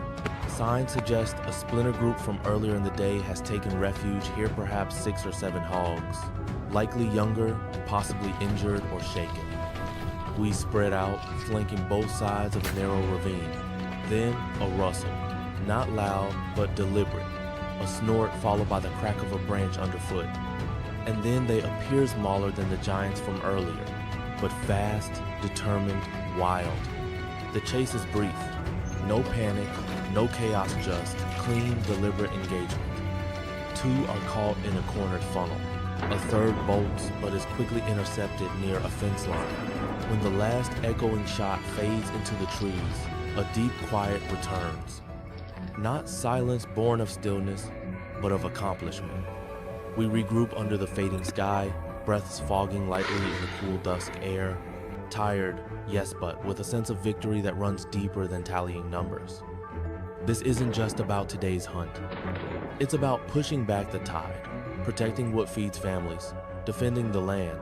And for now, at least in this stretch of country, the balance has tipped back, if only slightly, in our favor.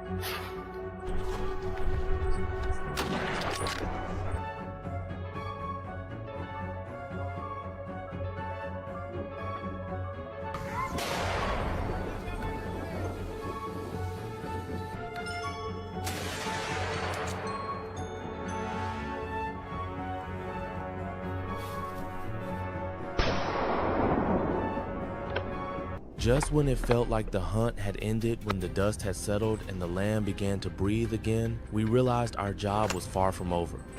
The truth was hard to ignore. The sheer number of wild hogs in the area had reached a tipping point. For every group we pushed back, another crept in under the cover of darkness. The farmers, exhausted and anxious, looked to us not with relief, but with pleading eyes. They knew, just as we did, that the real threat comes at night. That's when the hogs are boldest. That's when they surge into fields like shadows with teeth, tearing through crops and toppling fences, emboldened by the cloak of the dark. And so, we stayed. We swapped out gear, reloaded, and prepped for the night hunt. Thermal optics replaced scopes, flashlights were strapped to barrels, radios checked. The air cooled quickly as dusk turned to full night and the landscape transformed into a battlefield of silence and anticipation. Then the chaos returned. From the woods came a chorus of low grunts and heavy footfalls. Dozens of hogs fast, aggressive, fearless poured out into open fields, sensing no human presence. But we were there, waiting.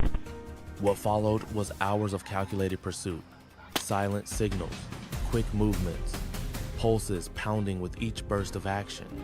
One by one, the hogs felt no panic, no waste, just precision.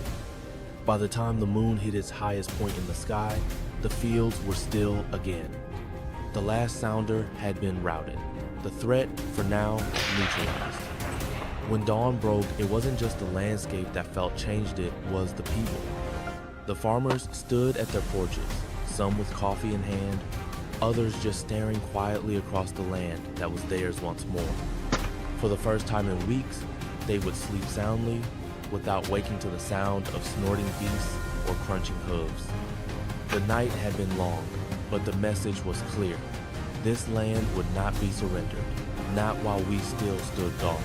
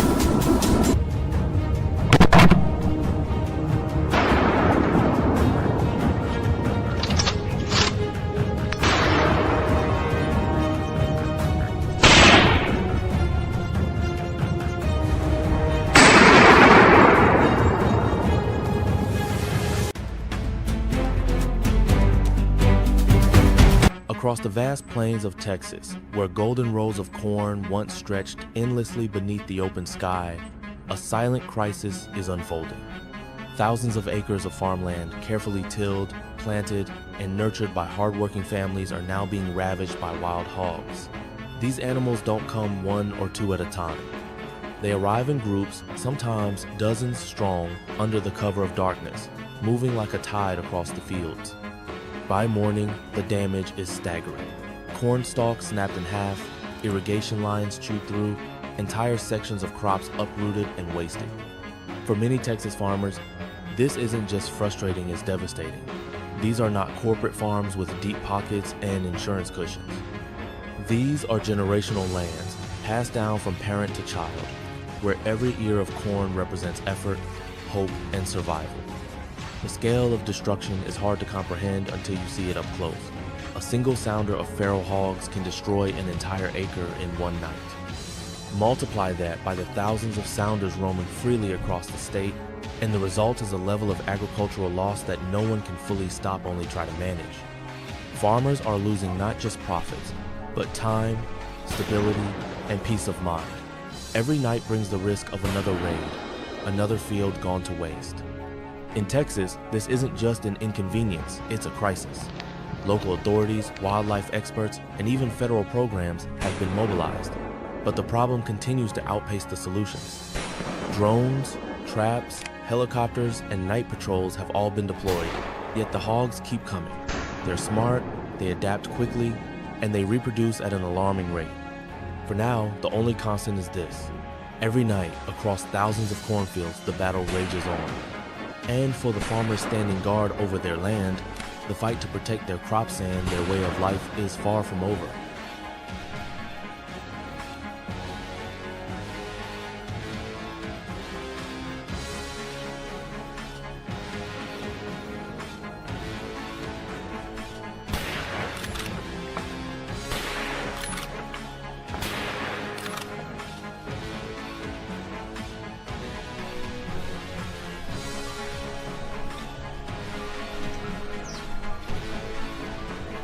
We can't afford to wait any longer. The time for hesitation has passed. Out here, in the heart of farming country, every hour of inaction costs real lives. Not human lives, but the lives of crops, livestock, ecosystems, and the fragile hopes of hardworking families who depend on their land to survive. For too long, the wild hog crisis has grown in the shadows, underestimated, misunderstood, and, in some cases, ignored.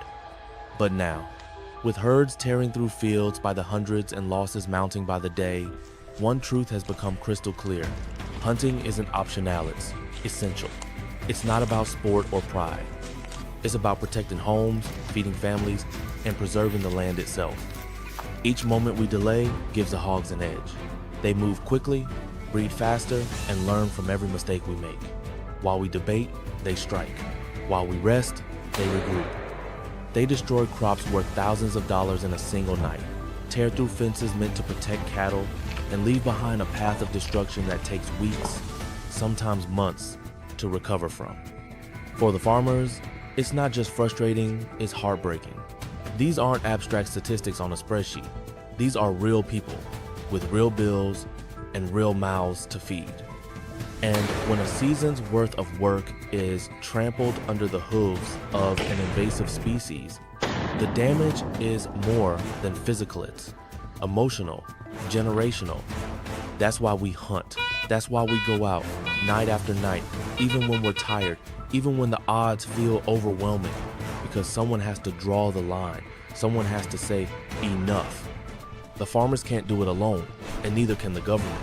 But together with determination, strategy, and unwavering urgency, we can push back. We can protect what's left, and we must act now. Because every minute we wait, another field is lost. And for the people who live off this land, there's no backup plan. There's only the land they love and the wild fight to save it.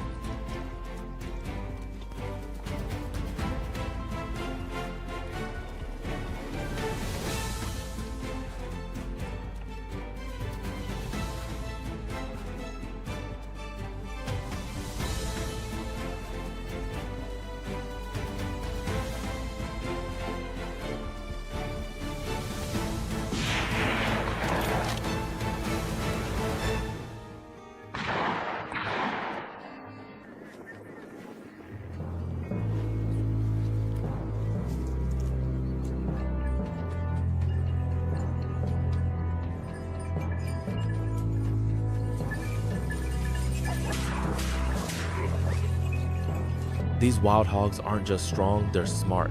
In fact, their intelligence is one of the most frustrating and dangerous traits we face out in the field. Earlier today, we chased a sounder across open farmland, thinking we had the upper hand. But they didn't panic. They didn't scatter blindly like some wild animals do. Instead, they led us deliberately into the dense edge of a nearby forest, a place they clearly knew well. Once inside the tree line, everything changed. The terrain shifted from flat and open to rugged and shadowy. Thick underbrush concealed trails, tree roots twisted like traps beneath our feet, and visibility dropped to just a few yards ahead.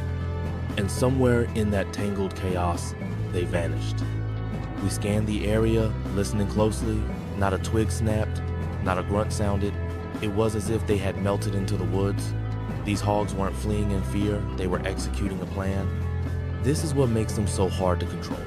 They use cover to their advantage. They double back, hide in shallow depressions, or lie completely still under brush piles, waiting for the danger to pass.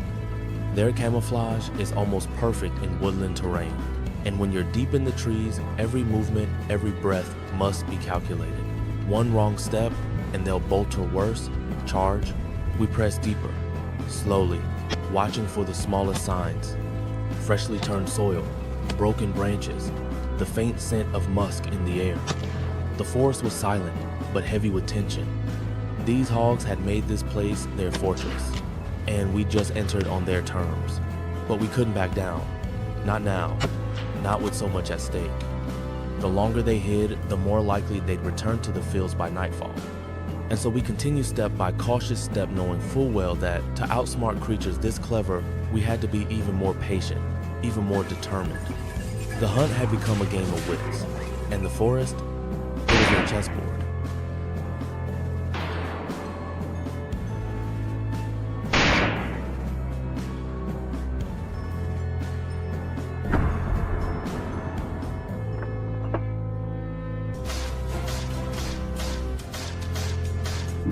As the blades roared to life and the machine lifted off, the entire landscape unfolded beneath us: cornfields, woodlots, open pastures, and the dark scars left by hog destruction. Within minutes, we spotted them.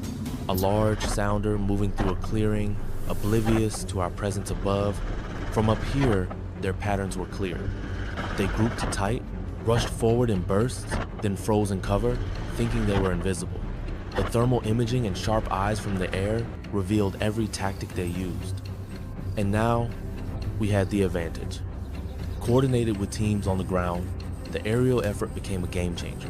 We herded them toward waiting traps or cut off escape routes entirely. Each pass of the chopper scattered the hogs into more vulnerable positions. Shots were taken with precision, quick, humane, and effective. It was the kind of efficiency we rarely achieve on foot.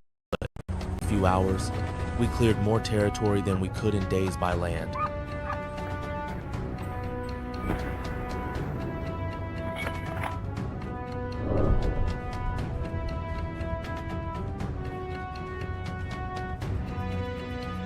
On another day, new sun, same mission. We gathered once again to hunt. This time, our numbers had grown.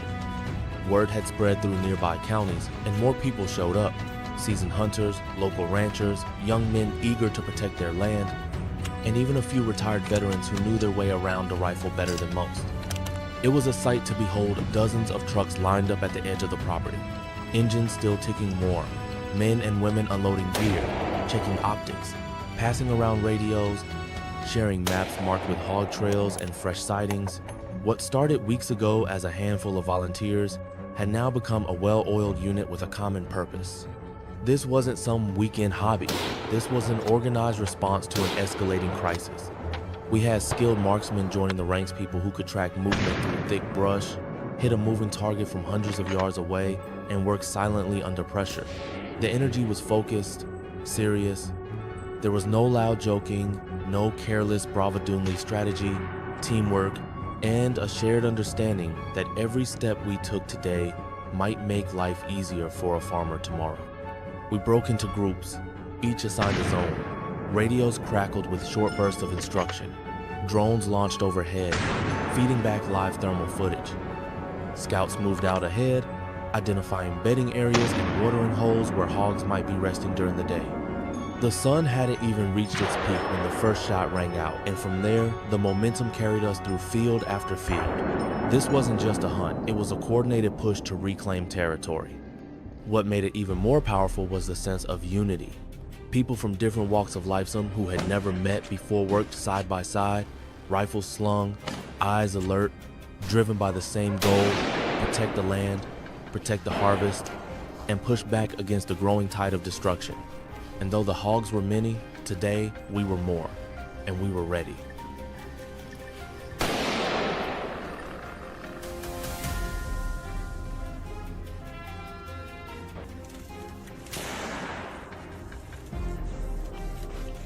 Off to the side, away from the main group, we had two hunters working solo, experienced, quiet, and confident in their craft. They weren't part of the larger formation or the drone coordinated push. Instead, they chose to break off and sweep a wooded draw where hog activity had been spotted the day before. At first, we didn't think much of it. Sometimes, solo hunting means lower numbers, fewer chances, and a tougher time herding hogs into position. But not this time. As the rest of us focused on covering the wide open fields, a sudden crackle came over the radio's short bursts of communication, urgent but controlled. Then a voice: "We've got pigs down. Multiple."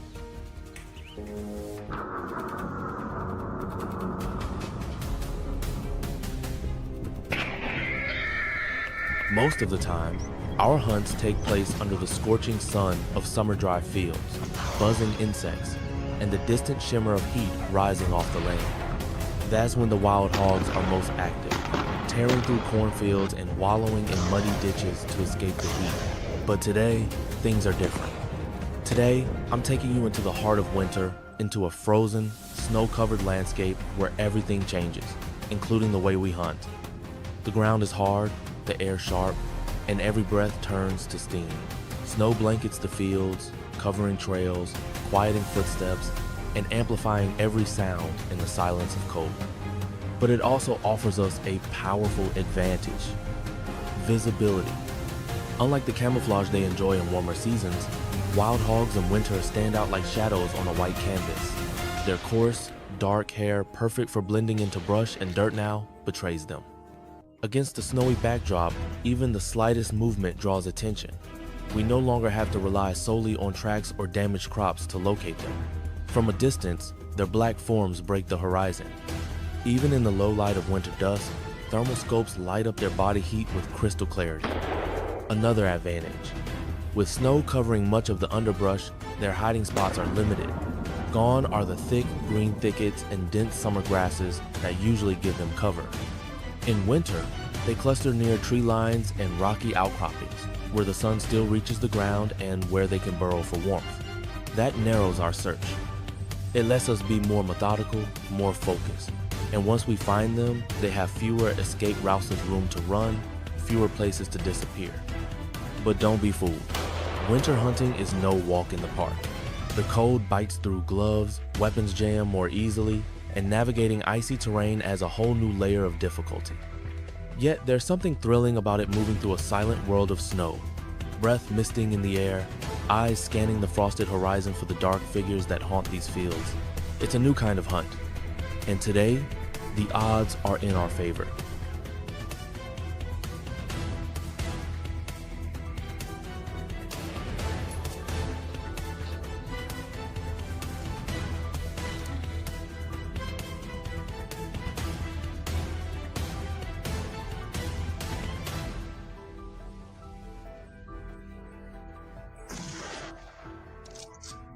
Whether under the blazing heat of summer or the biting chill of winter, our mission never changes. We hunt wild hogs to protect the lifeblood of this land, the farmers and their fields.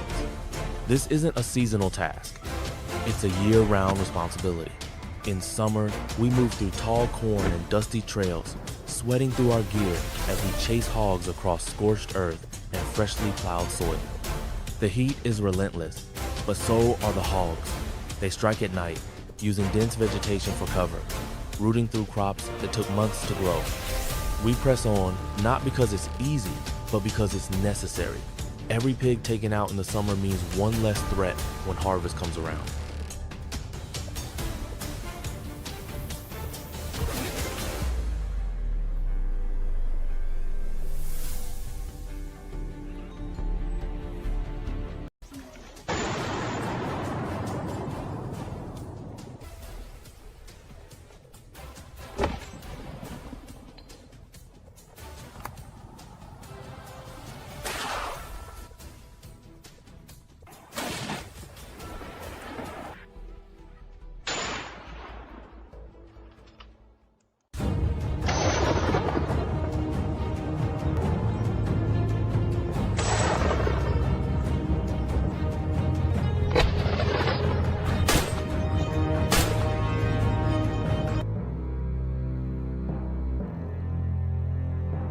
Some might question whether hunting wild hogs is the right thing to do.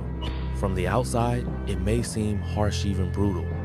But out here, standing beside the farmers who live on the edge of this crisis every single day, you begin to understand the desperation that drives their choices. These aren't people who hunt for sport. They don't take joy in pulling the trigger. They're not chasing trophies, they're trying to survive. Season after season, they watch their crops, the very lifeblood of their families, get ripped apart overnight by cunning, relentless creatures. Fences are no match. Alarms don't stop them. Even traditional traps sometimes fail, because these hogs aren't just wild, they're smart. They learn, they adapt, and they keep coming back. So the farmers fight back the only way they can. They build stronger traps. They set up night vision cameras. They team up with hunters and wildlife officials. Some even learn to use drones, not because they want to, but because they have no other choice. Every option, every tool, every long night spent awake, it all comes from the same place. A deep, instinctive need to protect what little they have left, to shield their children's future, to hold on to a way of life that's been passed down through generations. And when you look into their tired eyes, when you stand beside them in a field littered with uprooted crops and hoof prints, the question changes. It's no longer about whether hunting wild hogs is right. It becomes, what else can they do? In this fight, morality meets reality in the dust and dirt of rural America. And it's only here shoulder to shoulder with the ones living through it that you begin to see the full picture. This isn't about vengeance. It's about survival. And sometimes that means making hard choices for the land, for the future, and for the right to sleep at night without fear.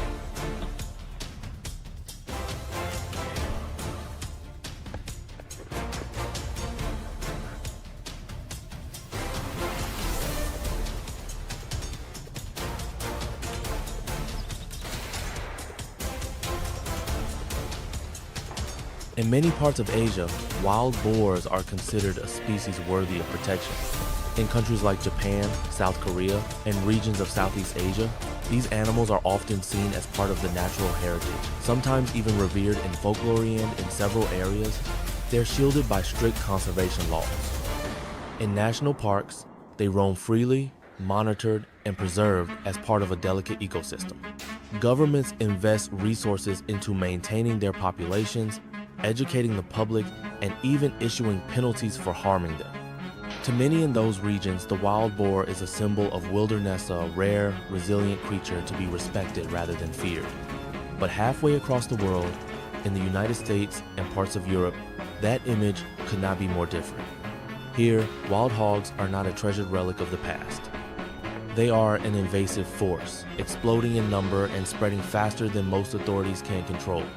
In the US alone, over 6 million feral swine now roam more than 40 states, damaging an estimated $2.5 billion worth of crops and property every year. Far from being preserved, they are actively hunted, trapped, and culled in massive operations involving landowners, wildlife agencies, and even aerial snipers. In places like Texas, it is not only legal but encouraged to hunt wild hogs year-round, day or night without limit. The contrast is striking. What one country views as rare and sacred, another sees as dangerous and destructive. But the difference lies not in the nature of the animal, but in the context of its presence. In Asia, wild boars live in balance with native forests and predators. In the US, their presence is a result of crossbreeding, human error, and unchecked expansion, turning them into a plague. Here, they don't just compete with native species, they overpower them. They don't merely live in the wild, they invade suburbs, destroy livelihoods, and upend ecosystems. And so, while some countries protect the wild boar as a symbol of nature's resilience, others battle it as an emblem of nature's fury gone unchecked.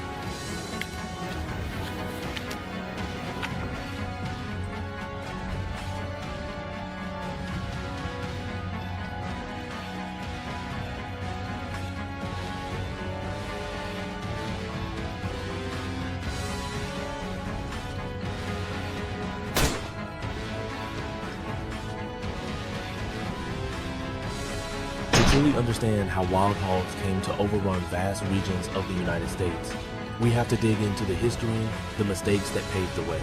The wild hog problem in America didn't happen overnight. In fact, it started centuries ago when early European settlers brought domestic pigs with them for food. Some escaped, adapted, and began to breed in the wild. But the real turning point came in the early 20th century, when Eurasian wild boars were intentionally imported and released in various states for sport hunting. The idea was simple: create a thrilling new game species for wealthy hunters to pursue. But what wasn't considered or perhaps underestimated was how quickly these boars would breed and how well they would adapt to American landscapes. When those Eurasian boars interbred with feral domestic pigs, a new hybrid emerged, larger, smarter, faster, and even more destructive. These super pigs didn't need pristine wilderness to survive. They thrived in swamps, forests, farmland, and even near cities. And they could reproduce at an alarming rate, so often having 2 litters a year, with up to a dozen piglets each time. With few natural predators and plenty of food and space, their numbers exploded. What made matters worse was a lack of early intervention. For years, the wild hog problem was viewed as a local nuisance rather than a national crisis. By the time wildlife authorities began to coordinate control efforts, the hogs had already spread across the South and into the Midwest and West. Their intelligence made trapping difficult. Their nocturnal habits made them hard to hunt, and their adaptability made nearly every conventional method of population control less effective than hoped. Today, the feral hog invasion is considered one of the most costly and complex wildlife management challenges in North America. And it all started with a few pigs, a bit of carelessness, and a country unprepared for just how fast nature can spiral out of control when given the chance.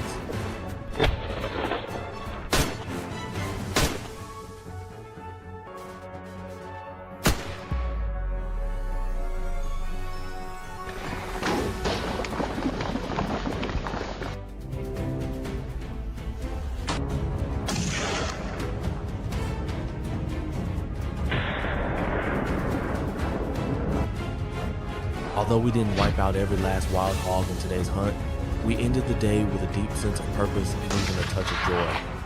The scale of the problem is massive, and we knew from the start that a single outing wouldn't solve it all. These animals are fast, cunning, and spread far and wide across the landscape. But that didn't stop us. Today wasn't about winning the war, it was about winning one battle at a time. And in the fields we walked, among the farmers we stood beside, we could see the difference. Crops that might have been destroyed tonight are still standing. Fences that could have been torn apart are intact. And families who had grown used to sleepless nights, worrying about the sound of rooting and grunting just beyond their homes tonight, they'll rest a little easier. What we did today matters. It's easy to get discouraged when the threat is so large and relentless, but every sounder pushed back, every hog removed, is one less that will trample a crop or ruin a season's work. And sometimes that's enough. There's something rewarding in knowing you stood between chaos and someone's livelihood even just for a night. The handshakes, the nods of quiet thanks from farmers, the shared silence as the last rays of sunlight fade over a calmer field, those are the moments that stick with us. We'll be back. The fight isn't over, and neither is our commitment. But for now, we pack up our gear with a quiet sense of satisfaction. We didn't finish the job, but we helped. And in this fight, even small victories count.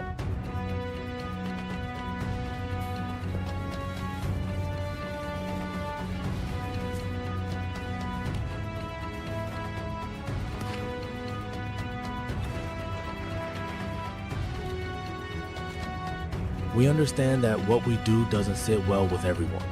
For many people, especially animal lovers, the idea of hunting wild animals is upsetting, even offensive. The sight of a rifle, the sound of a shot, the image of a fallen creaturette can all feel deeply wrong, even cruel. And truthfully, we don't expect applause. We know that to those who view wildlife through a lens of protection and compassion, our work might seem harsh or even heartless. But for those of us out here on the front lines of an ecological crisis, the reality is more complicated. We don't hunt because we enjoy killing. We hunt because balance demands it. Feral hogs are not part of the natural ecosystem in North America.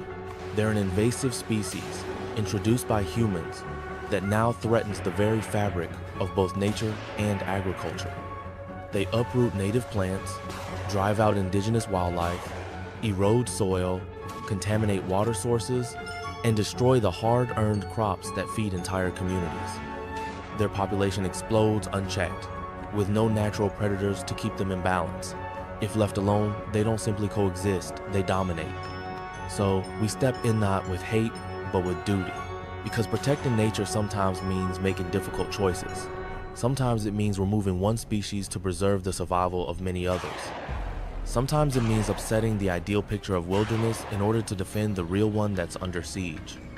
And above all, it means protecting the lives and livelihoods of people who depend on the land to survive, families who work it, animals who live on it, ecosystems that depend on harmony. We don't ask for celebration, but we do ask for understanding. This isn't cruelty, it's responsibility. And if doing this means a child grows up with a harvest to eat, a farmer sleeps with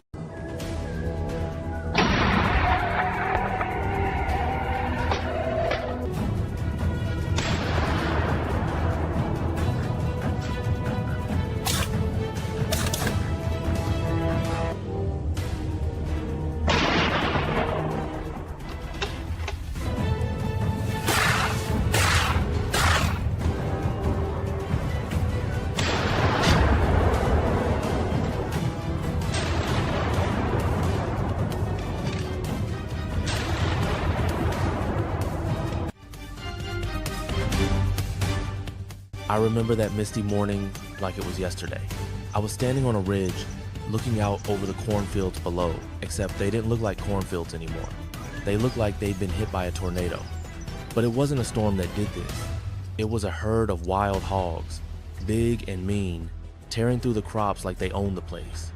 Rows of corn flattened, sweet potatoes rooted up and tossed around, and muddy hoof prints stomped into every inch of the soil.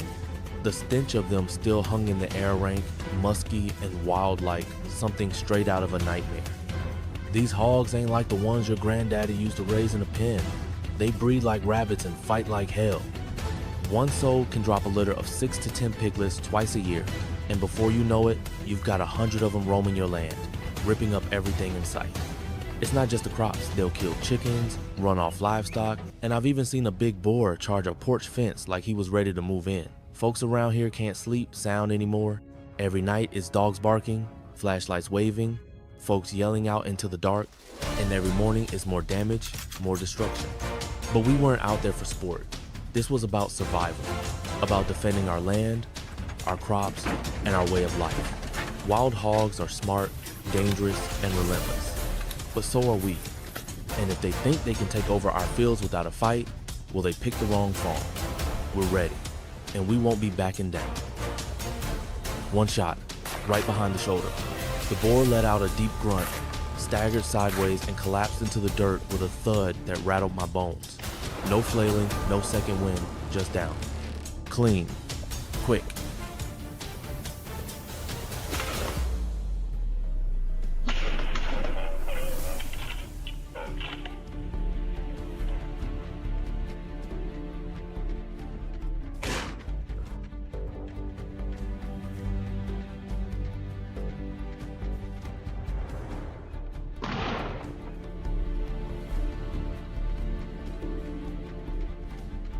Then I saw it. Big boar, maybe 250 pounds. Black and scarred from years of fighting. It froze when our eyes met, and for a split second, it felt like a showdown. I raised my rifle slow, aimed just behind the shoulder, and squeezed the trigger. One clean shot. The beast let out a grunt, stumbled sideways, then dropped like a tree.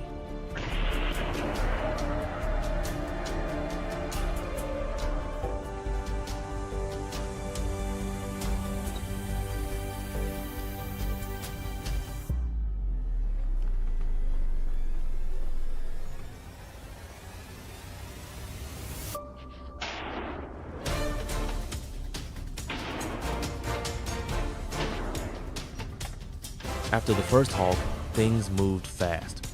The dogs kept picking up fresh scent trails, leading us straight to the herd. With our team split into smaller groups, we managed to corner several of them with no way out. Everyone held their position. Every dog stayed locked on target. When the hogs charged, our rifles were already up, One clean, shot quick, and precise. No yelling, no chaos. We moved like a tight, well-oiled machine. At one point, 3 or 4 hogs came crashing through the brush, eyes wild, ready to break through. But the dogs held the line, fearless. We kept calm, took our shots. Each hog dropped in turn. No one panicked. No one got hurt. We didn't celebrate. Just a few nods exchanged as we dragged the bodies off the trail. No wasted words. Every hog taken down meant safer fields for our families. We knew why we were out there, and we weren't stopping anytime soon.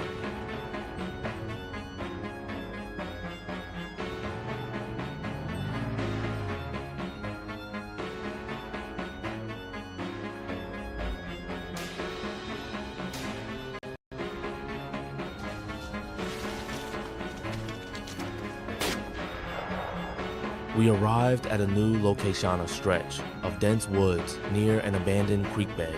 Locals said this place was crawling with hogs, especially the big ones. The kind that could tear through a fence like paper and plow through a field in minutes. Right away, we could tell this spot was different. Tracks were everywhere. Deep prints in the mud, fresh droppings, and trees with bark stripped clean where the hogs had rubbed their thick hides.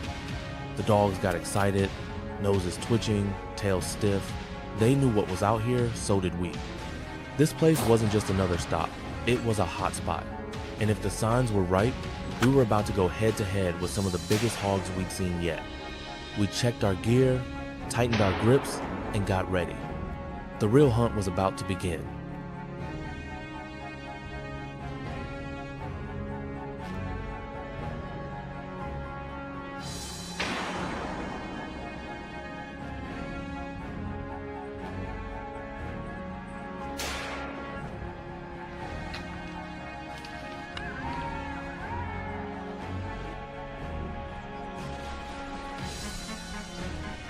The deeper we hunted, the more hogs we found, and the more destruction they left behind. It was like every step forward uncovered another sign of chaos. Fields torn to pieces, saplings snapped in half, roots ripped clean from the ground. In one spot, we found a garden completely wiped out, fence knocked down, soil turned over like a plow had gone through. But it wasn't a machine, it was hogs. Big ones, dozens of them, maybe more. The dogs were on edge, growling low, sensing how fresh everything was. We didn't have to say it out loud, we all felt it. This wasn't just a nuisance, this was an invasion. The hogs weren't passing through anymore, they were taking over.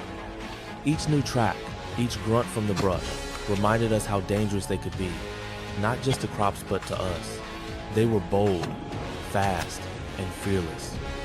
And there were more of them than we'd ever guessed. This was no longer just a hunt. It was a fight to take back the land.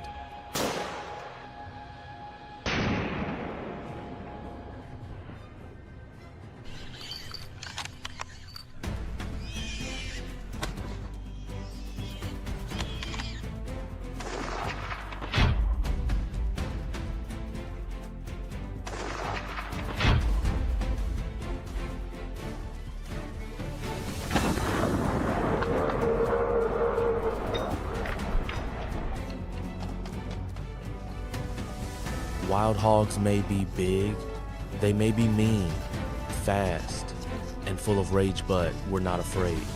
Not now, not ever. They can charge with those sharp tusks, try to scatter our dogs, try to scare us off with all that weight and fury, but we stand our ground.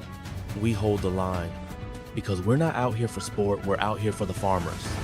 For the families who wake up to ruined crops, busted fences, and empty chicken coops.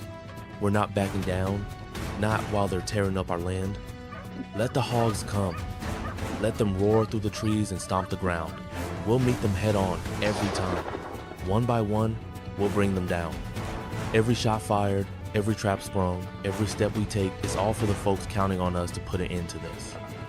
Watch us. We'll wipe them out. All of them. This land belongs to the people who work it, not the beasts that try to destroy it.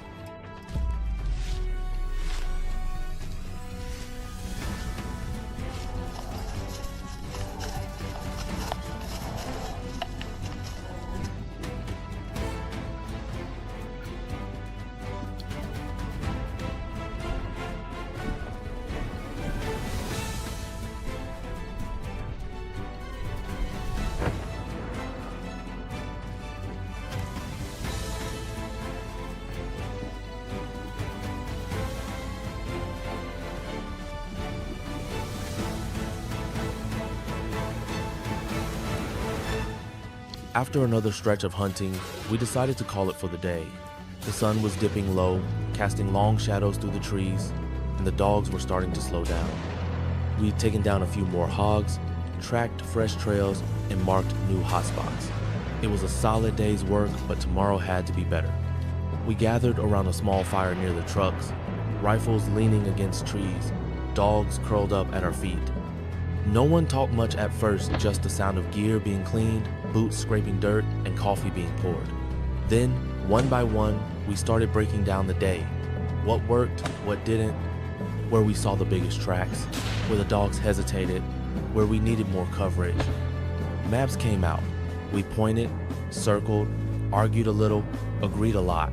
Tomorrow, we try a new formation split into 2 teams, push from both sides, hit them where they don't expect it, maybe set a few traps overnight, maybe bring extra rounds. Everyone had a role, and everyone took it seriously. Out here, strategy matters just as much as aim, and tonight, we plan to be ready for whatever came next.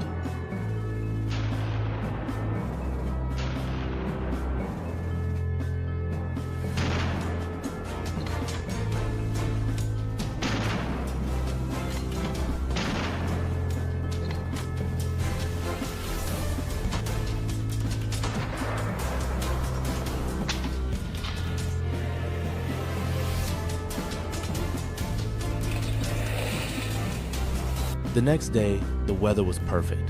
Clear skies stretched overhead, and the early sunlight filtered through the treetops, casting golden streaks across the damp forest floor. The air was crisp and cool, with that earthy scent of morning dew and old leaves. We were up early, geared up and ready to go, spirits high and energy buzzing through the team. Even the dogs seemed to sense it tails wagging, ears up, eager to get moving. We checked our weapons, strapped on our vests, loaded our packs, and rolled out. It didn't take long.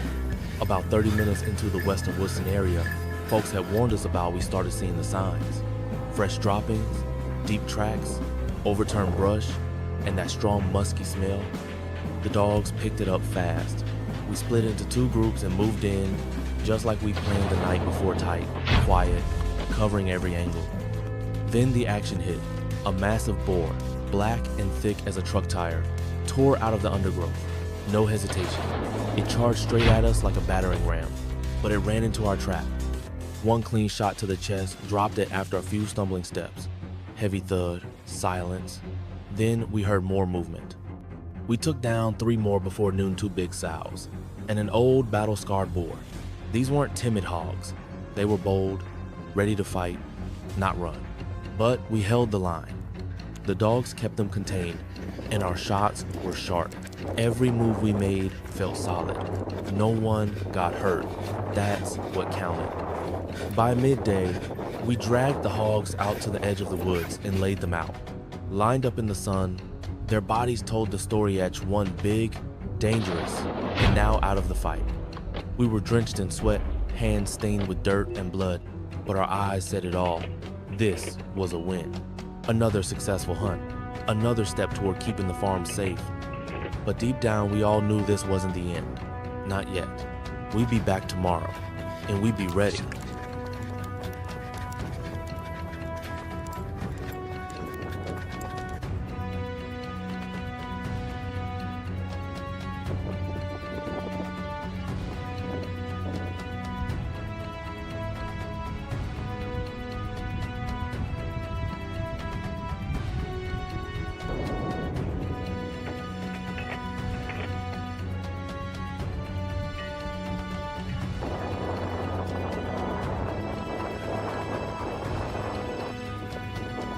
We wrapped up the hunt with a solid haul several big hogs, each one heavier and meaner than the last. As we stood there looking at the pile, tired but proud, it really sank in. We were making a difference. Every hog we took down meant fewer crops destroyed, fewer sleepless nights for the farmers, and a little more peace for the folks who work this land day in and day out. Yeah, hunting wild hogs isn't easy. It's risky, it's rough. There are moments when things get real tense, when you can feel the danger breathing down your neck. These animals aren't just big, they're smart, fast, and don't go down without a fight. And every trip out there means pushing through thick brush, dodging tusks, and staying alert every second. But even with the sweat, the bruises, and the close calls, will keep going because this matters, because someone has to do it. And we've got the grit, the gear, and the guts to face it head on. We packed up as the sun dipped low, dogs resting quietly by our feet. Another hunt behind us, another one coming soon. We'll be ready. The land needs defending, and we're not backing down. Not now. Not ever.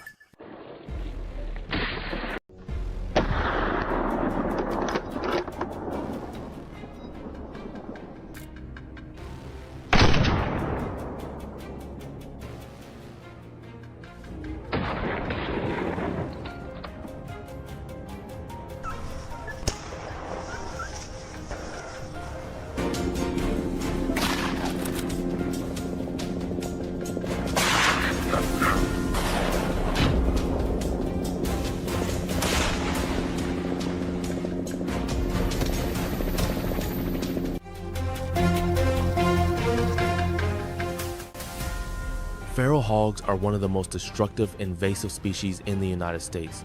They're not native to this land, and ever since they took hold, the damage has been non-stop.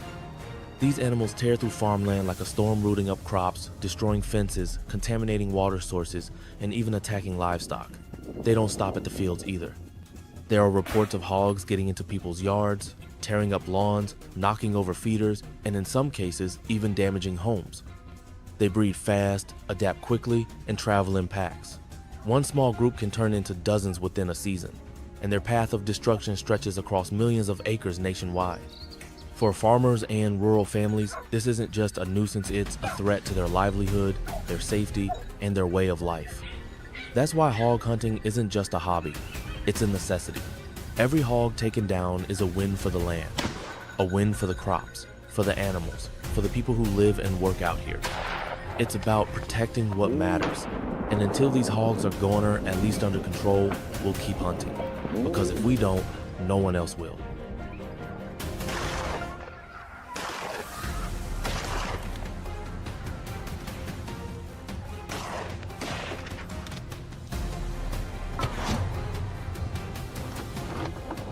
Hog hunting in the United States has long been a subject of heated debate. Some people support it, seeing it as a practical solution to a destructive invasive species. Others oppose it, fearing cruelty, lack of regulation, and potential risks to public safety. We understand both sides. We've heard the arguments, the criticism even, from folks who've never set foot in a cornfield or walked through woods torn apart by wild hogs. But for those of us who face the problem head on, it's not just a question of right or wrong, it's reality. Feral hogs don't wait for public opinion. They don't care about laws or ethics. They breed fast, destroy land, and take over every inch they can. One herd can wipe out a crop overnight. They rip through vegetable gardens, collapse animal pens, and sometimes even wander right into someone's yard. One farmer lost 3 goats in a single night by morning. All that was left was blood and a broken fence. We don't hunt for fun. We don't celebrate dragging a 300-pound hog out of the brush. Every trigger pull is a risk. These animals charge, tear through brush, and fight to the last breath. Sometimes the dogs get hurt. Sometimes we do. There's nothing easy about it. Still, we go on, because if we don't, who will? People far from the problem can debate all they want, but farmers don't have that luxury. They need their land. They need their harvest. And they need someone to stand between them and the threat in the woods. We're not trying to be heroes. We're just folks who live close to the land, who know the sound of a twig snapping in the dark, who read tracks in the mud like a map. And when the dogs bark before sunrise, we know it's time to get moving again. The debate will go on. So will the hogs. And as long as they're still out there tearing through what folks have worked hard to build, we'll be out there too.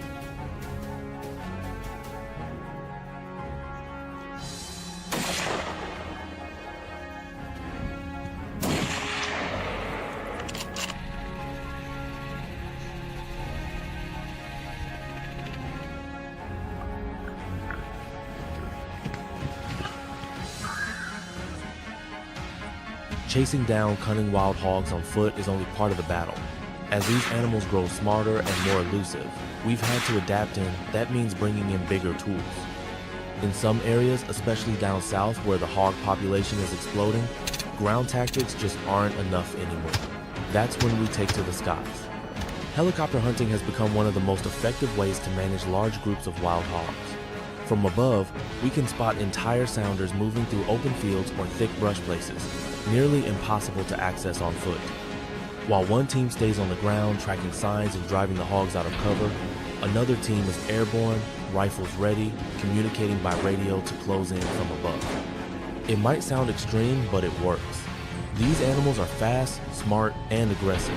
On foot, they can outrun you. They'll split up, vanish into the brush, or double back behind you. But from a helicopter, there's nowhere to hide. With trained pilots and sharpshooters, we can drop multiple hogs before they even know what's coming. And everyone taken down is one less tearing up farmland, threatening livestock, or putting people in danger. It's not cheap, it's not easy, but when the goal is to protect the land, you use every tool you've got. And sometimes that means trading boots on the ground for blades in the air.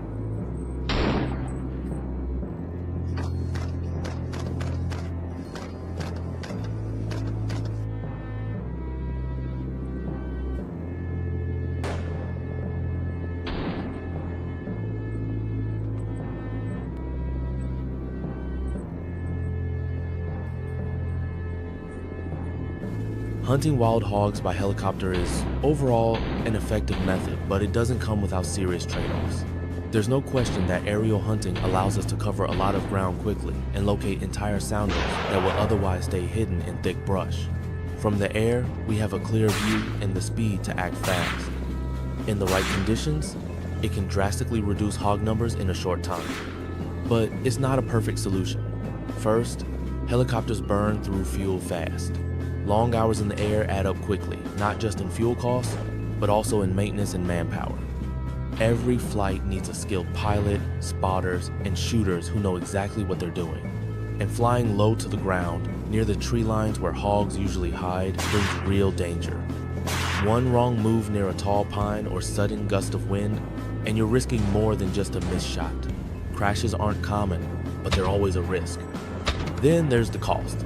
Helicopter hunting is expensive, really expensive. Between the aircraft rental, fuel, crew, and logistics, most landowners can't afford to do it on their own. It's a tool often used by larger ranches or government-backed operations, not something the average farmer can call up for weekend use. So while it's effective, it's not always practical. It's another option in the toolbox, but for most folks, boots on the ground, dogs at your side, and a steady aim are still the backbone of the fight.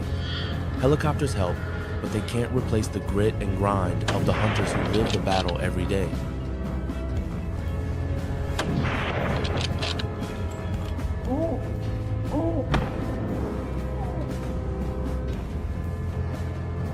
To make sure we take out as many hogs as possible before planting season, we don't stick to daylight hours.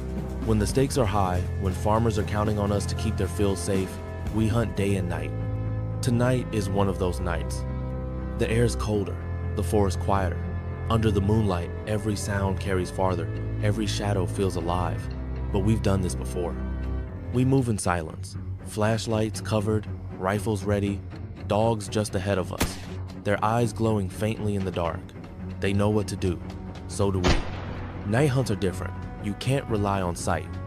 You rely on instincts and sound, on the rhythm of your team, on the way the dogs move when they catch a scent. The hogs are more active now, rooting around under cover of darkness, thinking they're safe, but they're not. We've tracked them through thickets, along creek beds, through open fields with frost crunching under our boots. It's tense, it's cold, but when you hear that low grunt in the distance when the dogs start pulling harder on the lead, you know it's go time. We may be tired, we may be sore, but we're not stopping. Not tonight, not while the hogs are still out there.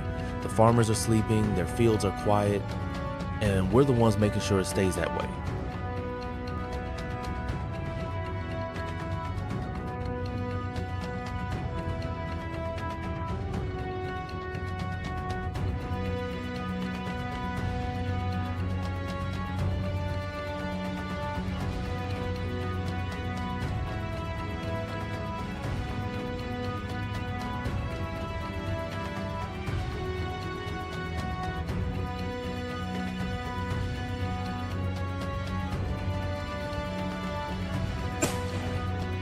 tonight, it seems the hogs picked the wrong field to raid. From the moment we stepped into the woods, everything clicked. The dogs were sharp, the air was still, and the signs were fresh. We moved fast and quiet, no wasted motion, no second guessing. The hogs didn't stand a chance. One by one, we tracked them, cornered them, and brought them down clean. Some tried to run, some tried to charge, but every time, we were ready. By midnight, the difference was clear. What started as a quiet forest now held the proof of our effort, dozens of hogs taken down, the threat thinned out like never before. This wasn't luck. This was hours of training, planning, and hard work paying off. Every long night, every scraped arm, every silent approach through thorns and muted, all led to this. We stood together under the cold stars, rifles cooling, dogs panting, and looked over what we'd accomplished. The hogs had met their match tonight, and we knew deep down that the farms would be safer come morning. It was worth it, every bit of it.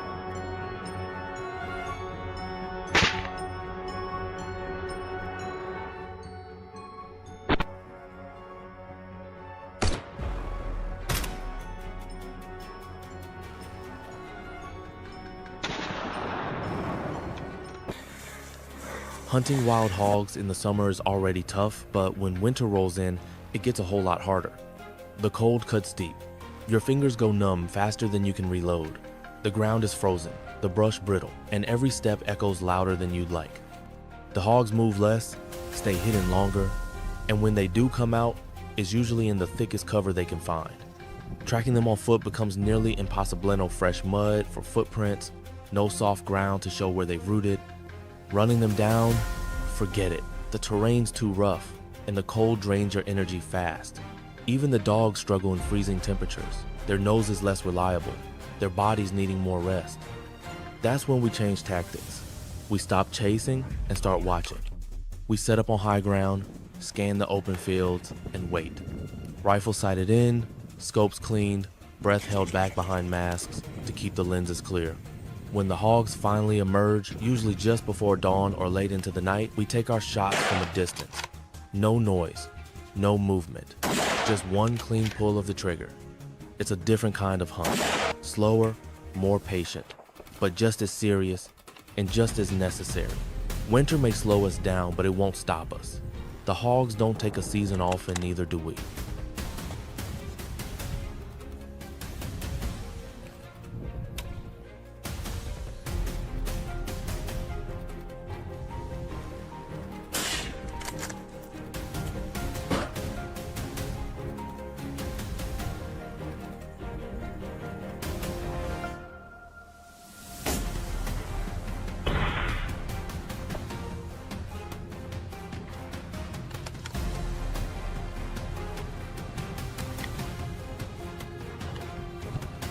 No matter how tough hog hunting gets, we keep going. The cold, the long nights, the danger, it all fades when we remember what we're fighting for. Out there in the fields, there are farmers who've worked the same land for generations. They wake up before sunrise, plant every seed with care, and pray for rain, for sun, for one good season. But all it takes is one night of hogs tearing through their crops to undo months of hard work. One herd can wipe out an entire section corn, peanuts, beans, gone in hours. That's what keeps us moving. That's what pushes us to load up our gear, head into the woods, and track these animals through thick brush, freezing cold, and endless miles. We're not just hunters, we're protectors. We stand between destruction and a farmer's chance at a good harvest. And when the going gets hard, when our boots are soaked, our hands are frozen, and we haven't slept in a day, we remind ourselves why we do it. We picture barns full of grain, fields standing tall, and families sitting down to dinner with food grown by their own hands. That's the reward. Not trophies, not glory, just knowing that somewhere a farmer gets one more chance at a good season because we showed up and we didn't give up.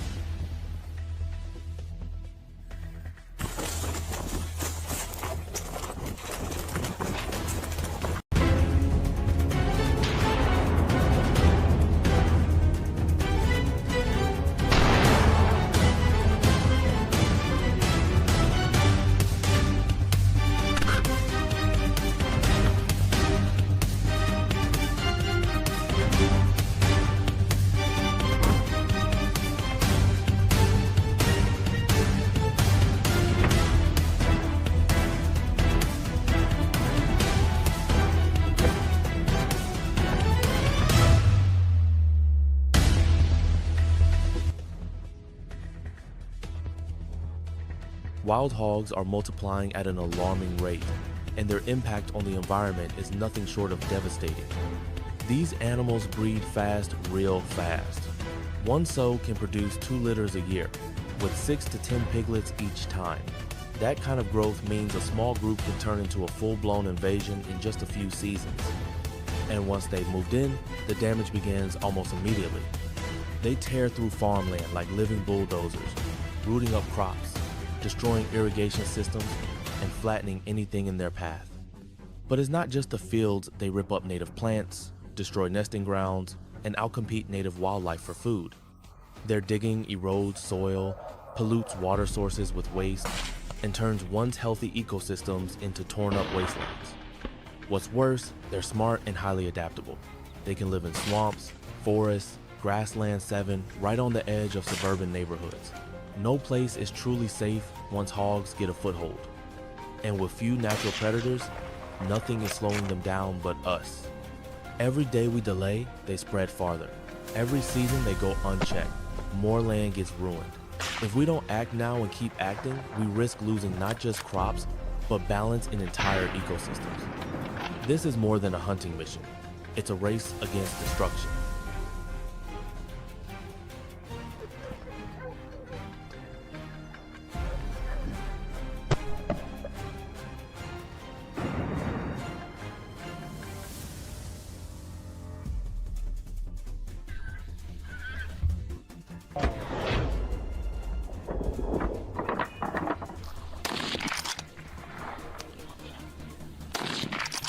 Even though many people have seen firsthand the destruction caused by wild hogs, there are still some who defend them, speaking out against hunting and trapping efforts led by farmers and landowners.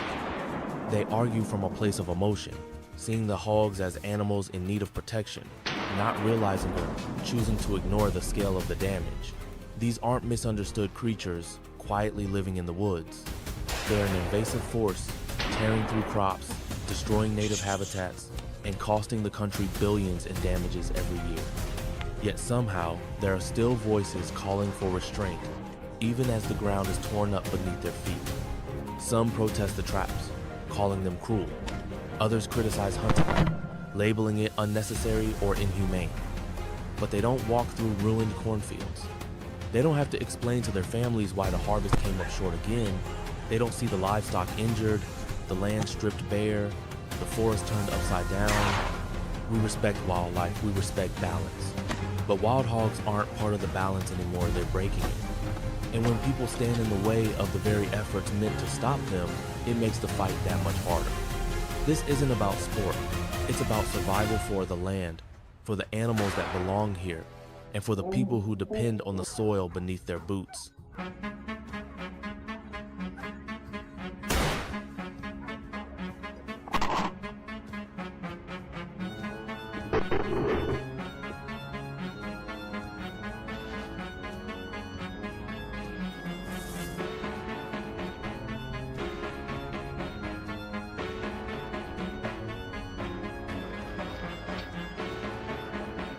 They protest because they haven't lost anything. It's easy to speak out from a distance when your yard isn't torn up, when your crops aren't eaten overnight, when your animals aren't injured, and your income doesn't depend on what survives in the ground. For farmers though, it's a different story. They work sun up to sundown, season after season, pouring sweat into every row they plant. And when harvest time finally comes, it should be a reward for months of hard labor, not a scene of devastation left behind by wild hogs. But that's exactly what happens. Entire fields destroyed in one night, livestock hurt or scattered, equipment damaged, fences ripped apart. It's not just frustrating, it's heartbreaking. And it's not a rare event anymore. It's happening more and more across more states, to more families. People who oppose hog hunting or trapping often do so from a place of comfort. They haven't paid the price. They haven't walked through a ruined field with nothing left to show for a year's work. Farmers don't want to be hunters. They want to grow food, raise animals, and support their families. But when a destructive, invasive species leaves them no choice, they fight back. The criticism stings, but it won't stop us. Because the farmers aren't just defending their land, they're defending their lives. And we're standing with them.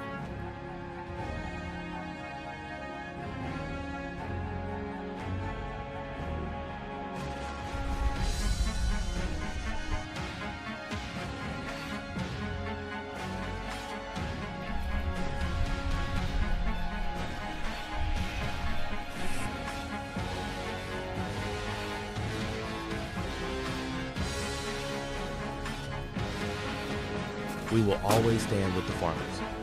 They're out there every single day, rain or shine, heat or cold working, the land from sunup to sundown. They don't complain, they don't take shortcuts. They just put their heads down and do what needs to be done, growing the food that feeds our towns, our families, our country. On those wide, open fields, they fight their own quiet battle against time, weather, and hard soil. They shouldn't have to fight a war against wild hogs too, and certainly not alone. That's why we're here. We've seen the damage. We've walked through fields that used to be full of life, now torn to pieces. We've heard the stories harvest wiped out overnight, livestock injured, hopes shattered, and every time we hear it, our resolve grows stronger. Because we know these people, we know how hard they work, and we know they deserve better. We can't sit back and let these invasive animals push them to the edge. We won't let their effort go to waste. Every hunt, every night spent tracking, every mile we walk through brush and mood, it's for them. We carry the weight of their work with us, and we'll keep fighting until the threat is gone. We don't do this for glory. We do it because it's right, because the farmers are the backbone of this land and we'll never leave them behind.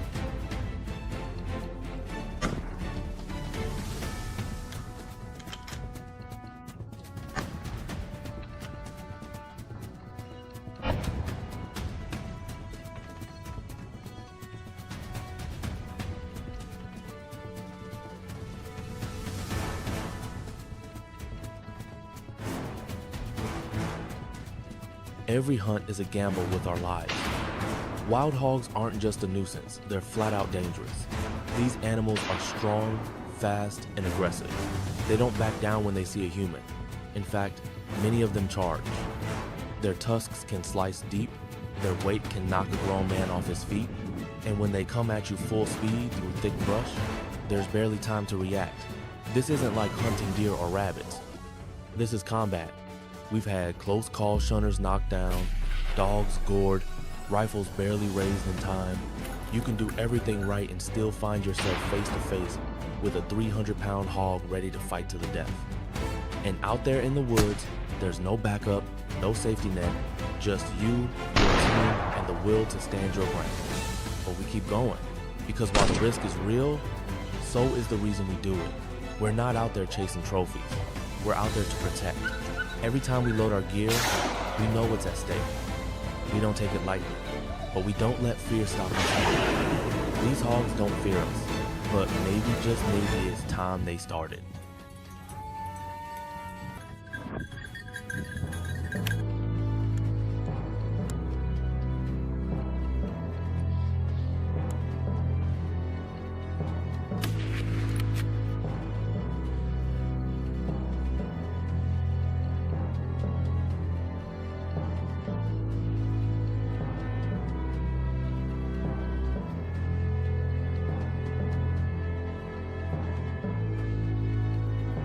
Hunting wild hogs isn't something you just wake up one day and decide to do.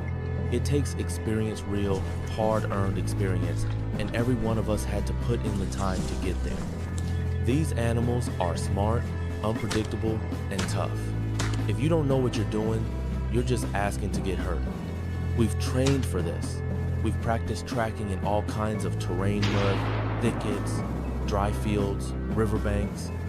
We've studied their behavior, learned how they move, how they scatter when they're startled, how they circle back when you least expect it. We know when to press in, and more importantly, when to pull back. Timing matters, so does control. We train with our rifles until every shot feels like instinct. We drill with our dogs, making sure they don't chase too far or break formation. We learn to read the land, read each other, and react fast. Because out there, one mistake can cost you. It took years to build this team, years of trial, failure, close calls, and steady improvement. Every scar tells a story. Every successful hunt proves that preparation pays off. This isn't luck. This is skill. This is discipline. And it's the only way to hunt a creature as dangerous as the wild hog.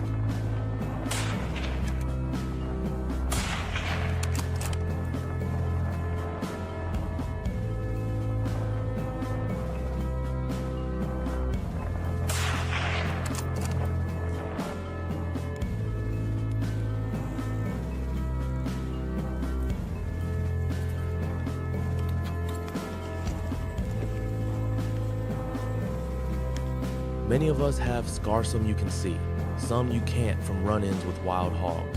This isn't just a job that sounds dangerous on paper. For several of us, it's gotten real fast. There are men in our crew who've been knocked down, gored, even dragged. One of our best trackers took a tusk to the leg years ago. It missed an artery by inches. He still limps a little, but he never quit. Another had a sow charge him out of the brush so fast, he barely had time to raise his rifle. It slammed into his chest and broke 2 ribs before the dogs pulled it off. He was back in the woods a month later. These animals don't give warning. They don't bluff. When they feel cornered or even just surprised, they come at you with full force.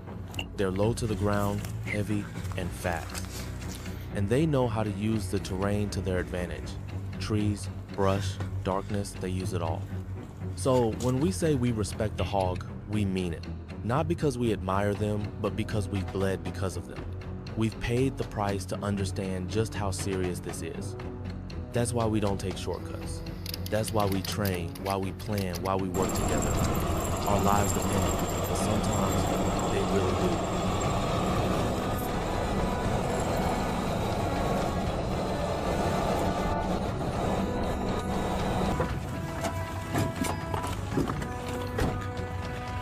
No matter what, as long as there are wild hogs or any threat tearing up the land, you'll find us there.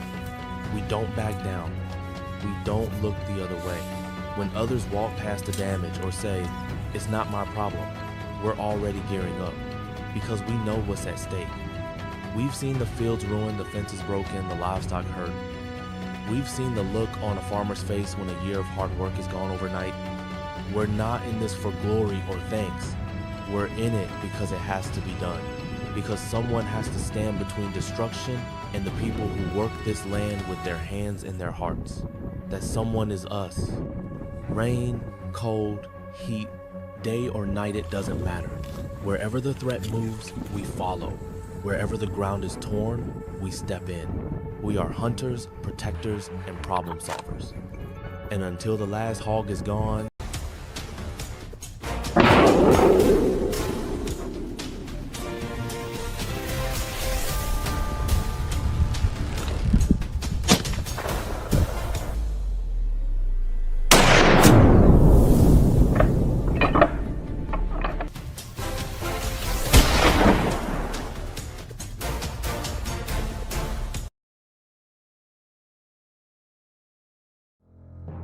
One of the most difficult aspects of the wild hog crisis and what makes it so uniquely dangerous is their astonishing rate of reproduction.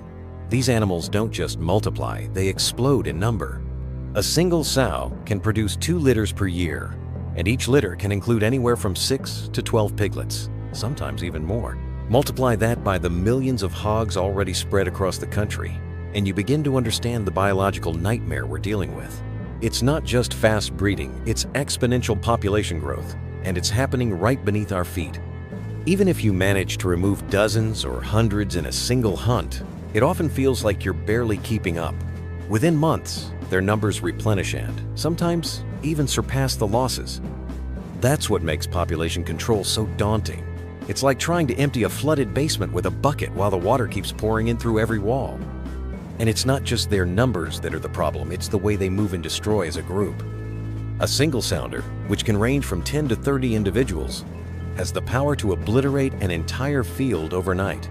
They root through the soil with brutal efficiency, tearing up crops, destroying irrigation systems, and turning carefully managed farmland into churned-up wasteland. Their impact isn't just physical, it's financial, emotional, and ecological.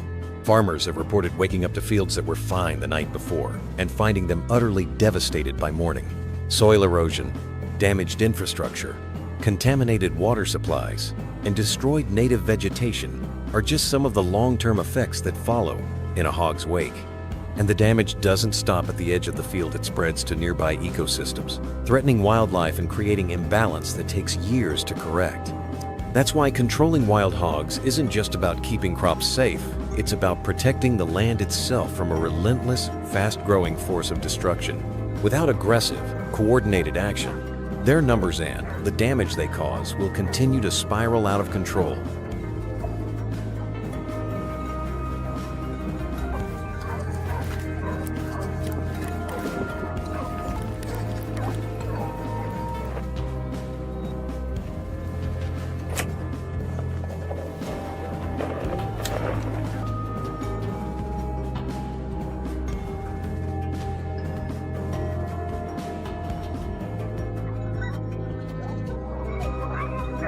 At first glance, wild hogs don't always seem like a threat.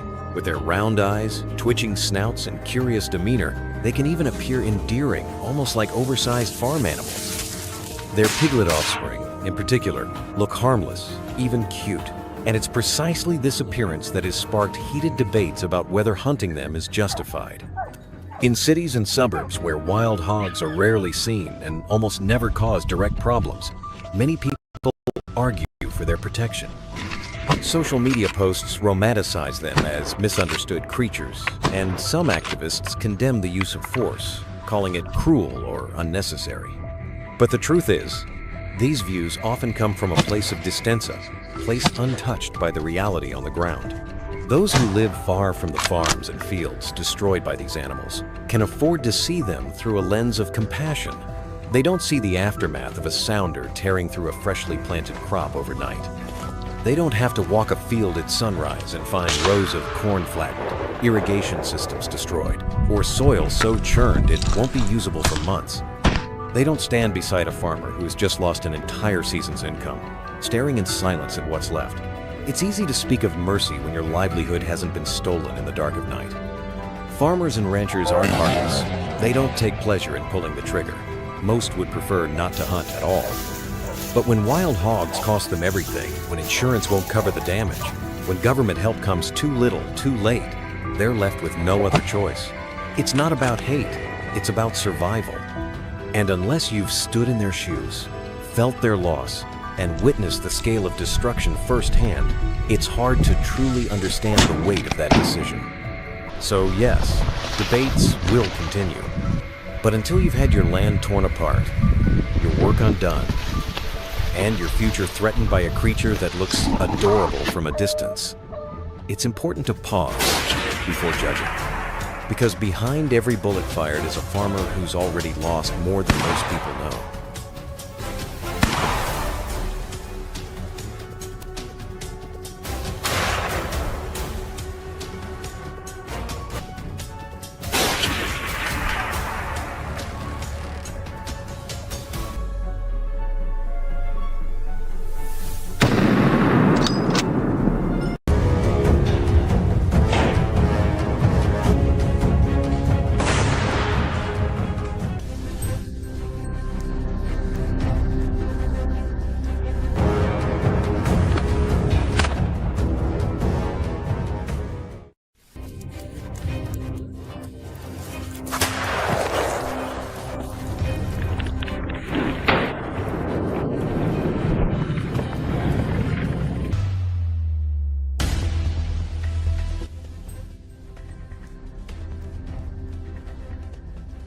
Self-defense or abuse of power, the ongoing controversy over hunting invasive wild boars. As invasive wild boars continue to wreak havoc on farms across rural and mountainous areas, the question, do farmers have the right to hunt wild boars to protect their crops, has sparked a heated and complex debate.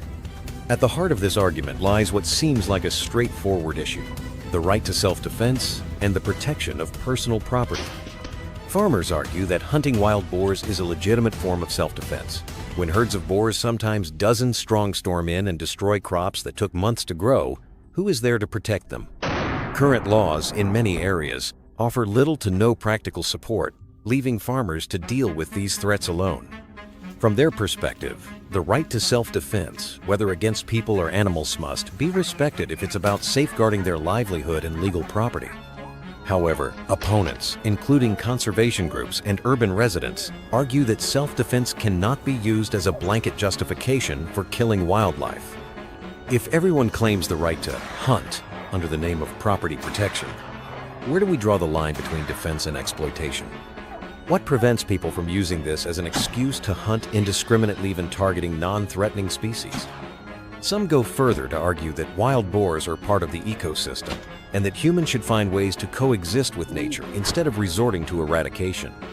If everyone uses guns to solve their conflicts with nature, the forests will soon fall into a chilling silence, one conservationist stated. The debate becomes even more complicated when considering the legal landscape. In many regions, wild boars are not classified as endangered, but hunting them still requires permits and legal procedures. This leaves farmers in a difficult position: do nothing and lose their crops, or take action and risk fines or legal repercussions. Does the right to self-defense truly exist if it's buried under red tape? There's also the ethical dilemma. Some believe that trapping, chasing, and killing boar in the name of protection reflects a troubling lack of compassion in how humans treat animals. But farmers counter that with a harsh reality. People in the city who've never seen their fields destroyed overnight simply can't understand our helplessness. Clearly, this debate can't be settled with a simple answer. It reflects a deeper conflict between two value systems: environmental preservation versus economic survival. Without clearer legal frameworks and stronger support systems from the government, the conflict between human survival and wildlife protection will only intensify and may one day lead to even more radical stances on both sides.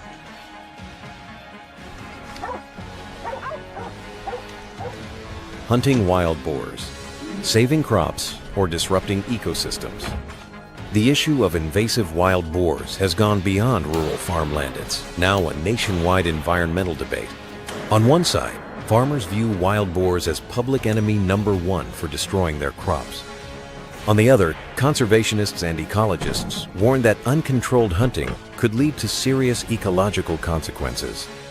This isn't just a debate about wild boars, it's about how human reactions to natural threats can impact entire ecosystems. Environmental advocates argue that wild boars are part of the biological food chain, and mass eradication could throw delicate ecosystems off balance. When boars disappear from a region, their natural predators like big cats, snakes, and scavengers lose a vital food source. At the same time, aggressive plants and competing species may surge without boars to disturb them, further destabilizing local biodiversity. However, from the farmer's perspective, wild boars are no longer seen as part of nature, but as an out-of-control invasive species. With no natural predators and a high adaptability to cultivated lands, they reproduce rapidly and destroy harvests overnight. To the farmers, these animals are not a link in the ecosystem, but a threat to their survival. Talking about ecology while I'm losing my entire season's work makes no sense, one frustrated farmer remarked.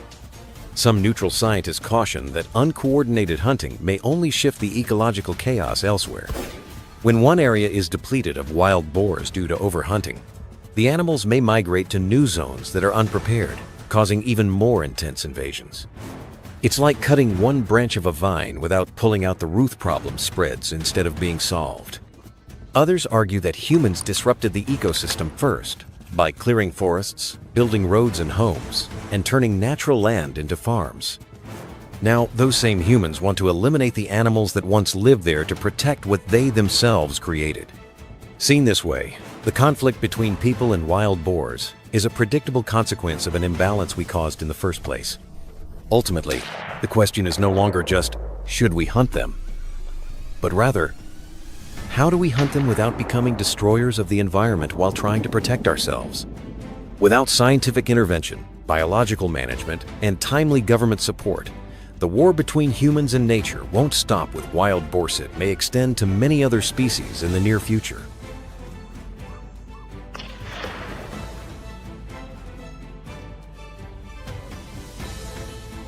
Legal or immoral?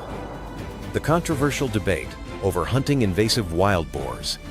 In recent years, the hunting of invasive wild boars has sparked intense public debate not only in rural communities, but also across social media, news outlets, and even in political circles.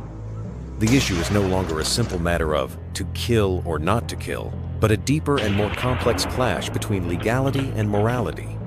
When the law is vague and morality is subjective, farmers, especially those directly affected, are left stranded at a difficult crossroads. Supporters of boar hunting argue that the law hasn't kept pace with reality. In many cases, farmers are forced to take immediate action to save their crops, long before the authorities can respond or legalize any intervention. From their perspective, when the government fails to offer timely protection, taking matters into one's own hands is not only reasonable but ethically justified. Watching your crops get destroyed while doing nothing, that's the real cruelty, one farmer said. On the other hand, Critics argue that killing wild animals 7 for protection remains a form of violence against nature and should be tightly regulated by clear legal standards. If everyone takes the law into their own hands, how do we prevent society from sliding into chaos where emotions and personal interests override legal boundaries? Beyond legality, the issue touches on a deeper layer: our moral responsibilities toward living beings. Some ethicists claim that using traps, poison, or guns to kill wild boars reflects a desensitized, violent relationship with nature. There's a difference between killing to survive and killing to protect material gain, or out of frustration, they say. But this raises an uncomfortable question. Is it fair to expect farmers who depend on nature to survive to uphold a moral code designed by people who've never lost a harvest or seen wild animals destroy their livelihood? This is where the gap widens between ideal morality and practical morality, where theory and reality rarely meet. Another major challenge is the inconsistency in legal frameworks. In some areas, wild boars aren't listed as protected species, yet hunting them still requires permits and bureaucratic procedures. As a result, farmers face a paradox. Acting in good conscience can be deemed illegal, while waiting for legal approval might mean losing everything. In the end, this controversy raises a larger question for modern society. Can we demand that people obey laws and moral standards that were never designed with their real-life conditions in mind? Without adaptive legal reforms and a more grounded ethical perspective, the clash between what is legally right and what is morally necessary will remain unresolved.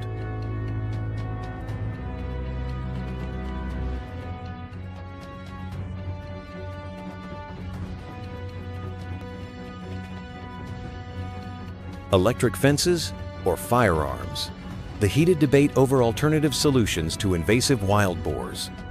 As the problem of invasive wild boars grows more severe, many have asked, can we control them through humane alternatives instead of resorting to traps and guns? It's a question rooted in ethics and idealism, but one that has become the center of a fierce debate between two vastly different realities: the desire to protect animals versus the urgent need for farmers to survive. Conservationists, urban dwellers, and animal welfare advocates often propose alternative solutions like electric fencing, ultrasonic repellents, GPS tracking, or relocation to wildlife reserves. These methods are seen as progressive, ethical, and a way to safeguard both crops and animals, offering a civilized approach to human-wildlife conflict. However, from the farmer's perspective, these solutions sound good in theory, but are completely unrealistic in practice. Electric fences are expensive, hard to install in mountainous terrain, and prone to failure during storms or power outages. Ultrasonic repellents may work briefly, but wild boars are highly intelligent and adapt quickly. And relocation? Who will capture them? Who will transport them? And more importantly, who will pay for it? Moreover, many rural communities don't have access to high-tech solutions or support from environmental organizations. For them, bamboo sticks, torches, hunting dogs, or at worst homemade firearms are the only available tools to protect their land. In this context, so-called humane alternatives often feel like luxuries of the wealthy immoral standard that poor farmers simply cannot afford. Caught between these polarized views are local authorities, who often find themselves in an impossible position. If they support hunting, they're accused of encouraging violence against animals. If they ban it entirely, they're seen as out of touch with the struggles of their people. When they try to take a neutral stance, suggesting technical guidelines for fencing or partnering with NGOs, progress is usually slow and underfunded. This debate reveals a deeper truth. The real issue isn't the idea itself, but the ability to implement it. When a farmer's right to defend their livelihood collides with an animal's right to exist, any alternative solution, no matter how noble, must be grounded in reality. Otherwise, it becomes just another well-meaning slogan in a textbook, offering no real help to those watching their fields get torn apart in the dead of night.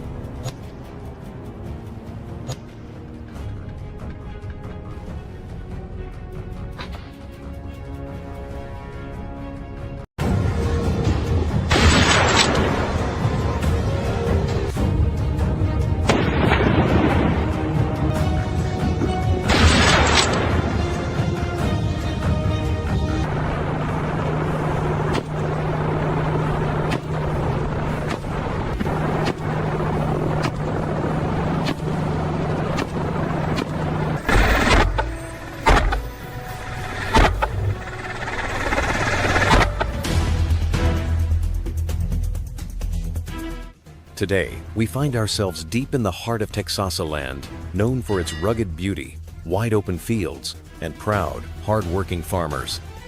But as we stepped out of the truck and set our boots on the ground, we were met not with the peaceful hum of country life, but with a sobering sight: devastation.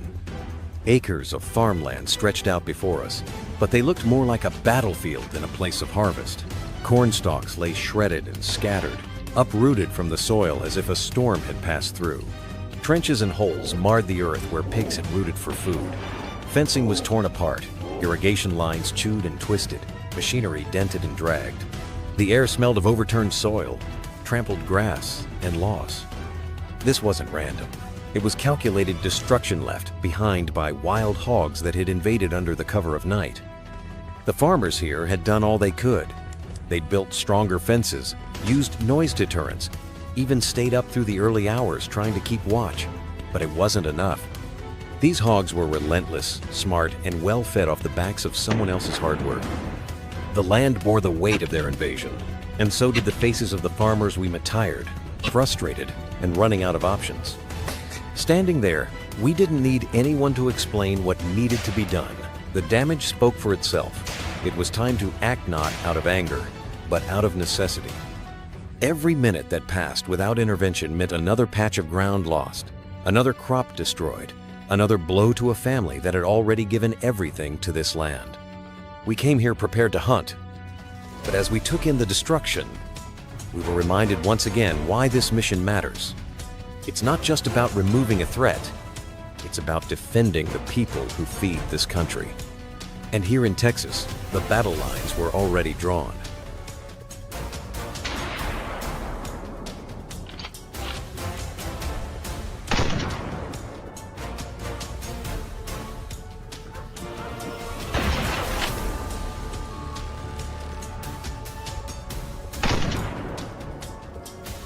After weeks of ground operation scraps, bait stations, night patrols, and coordinated pushes through fields and woodland swamp hit a wall. The wild hogs had grown too smart, too evasive. They learned to avoid our patterns, changed their routes, and used terrain to their advantage. Despite our best efforts, our success rate on foot was dropping. We'd approach a field that looked active the night before, only to find it silent and empty come morning. The hogs had adapted. It was time we did too. And so, we made the call. Bring in the helicopter. It wasn't a decision made lightly. Aerial hunting requires planning, coordination, and skilled shooters. This isn't just a ride in the sky. But when dealing with an enemy as mobile and cunning as feral hogs, the bird's eye view changes everything. From the moment the rotors began to spin and the aircraft lifted off the ground, the landscape transformed. Wide fields, dense patches of brush, and meandering tree lines all came into sharp focus. And soon, so did the hog. In the first few hours of flight, the results were undeniable. Large sounders usually scattered and hidden from ground crews were suddenly visible and exposed. From above, we were able to move faster, cover more territory, and respond immediately to sightings. The shooters on board experienced, calm, and focused had executed their work with remarkable precision. Every pass of the chopper led to clear takedowns. In one sweep alone, nearly 24 hogs were neutralized, animals that might have otherwise continued to tear through crops unchallenged. What we saw from the air also gave us valuable insight where the hogs were bedding down, how they moved, and where future patrols would need to focus. This wasn't just a tactic, it was a turning point. For the first time in weeks, the tide felt like it was shifting back in our favor. The hogs had lost their advantage.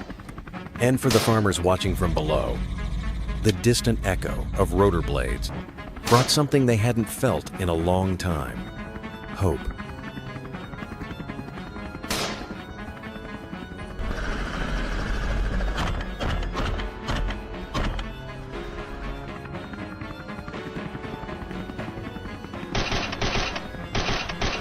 One of the most debated questions surrounding the wild hog crisis isn't about how to stop them, it's about who's really to blame. Are wild hogs invading our space, or are we the ones who've invaded theirs? It's a question that cuts deeper than fences and farmland. It challenges how we view nature, how we define territory, and how we justify the actions we take to protect what we call ours. On one side, there's a clear reality. Feral hogs are tearing through crops, ruining ecosystems, and spreading rapidly across regions they were never meant to inhabit. They're aggressive, adaptable, and seemingly unstoppable. From that perspective, they are the invader-san ecological threat that must be dealt with swiftly and decisively. But there's another side to the story. Long before suburbs sprawled and highways carved up the countryside, before farms stretched fence to fence across the plains, the land belonged to nature. In many places, wild hogs, their ancestors already roamed free. Some were brought here by humans, some escaped captivity, and over time, they adapted to a world we helped shape. As we pushed deeper into wilderness, cleared forests, drained wetlands, and built where they once fed and bred, the boundaries between their world and ours began to blur. From this perspective, it's not just about hogs invading, it's about us expanding, replacing natural habitats with farmland and asphalt, then acting surprised when animals fight to survive in the cracks we leave behind. This tension fuels a growing ethical debate. Is it fair to punish a species for thriving in the chaos we helped create? Are we managing a problem or cleaning up after our own disruption of balance? There's no simple answer. What's clear is that the issue is bigger than just animals versus agriculture. It's about how we coexist with the wild and whether we're willing to take responsibility for the role we play in shaping it.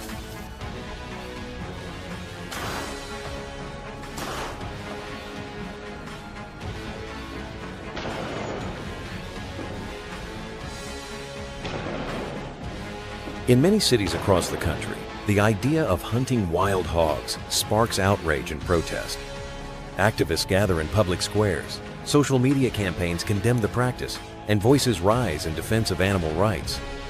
To those in urban environments far removed from the daily toil of agricultural life, feral hogs may seem like misunderstood creatures, wild animals simply trying to survive. Hunting them, they argue, is cruel, outdated, even barbaric. But what many of these critics fail to see is the devastating reality unfolding just beyond the city limits, in the heart of America's farmland.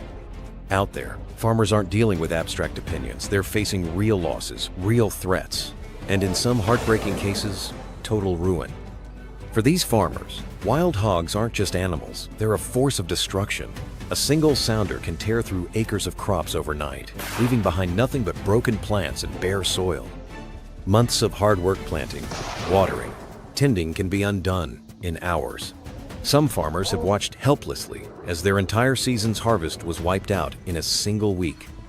Others have gone into debt trying to repair what was destroyed: irrigation systems, fencing, equipment, and more. Livelihoods vanish. Insurance doesn't always cover wildlife damage. And while urban critics debate the ethics of hunting, rural families are wondering how they'll make it through the year. The disconnect is painful. Those who protest from apartment balconies or crowded coffee shops often don't understand what it means to lose everything to a problem that shows no signs of slowing down. They don't see the exhaustion in a farmer's eyes, or the quiet despair that comes with watching wild hogs tear apart the same land your grandfather once farmed. Hunting isn't about vengeance or cruelty, it's about survival. It's about protecting families, food security, and the balance between humans and nature. And until those who shout from afar take the time to walk through a ruined field, they may never truly understand what's at stake.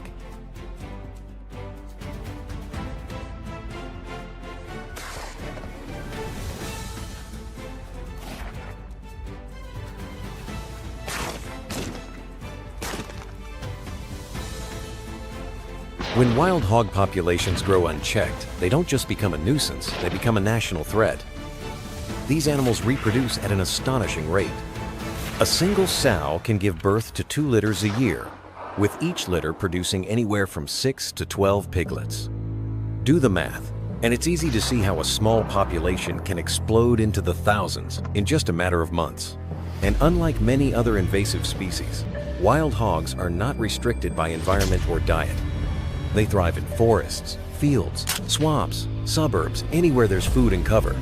They eat almost anything: crops, roots, small animals, bird eggs, even garbage. When their numbers multiply, their hunger grows, and with it, the scale of destruction. If left unchecked, wild hogs Canaan have become a kind of biological wildfire. In rural areas, they destroy agriculture, contaminate water supplies, spread diseases to livestock, and drive native species from their habitats.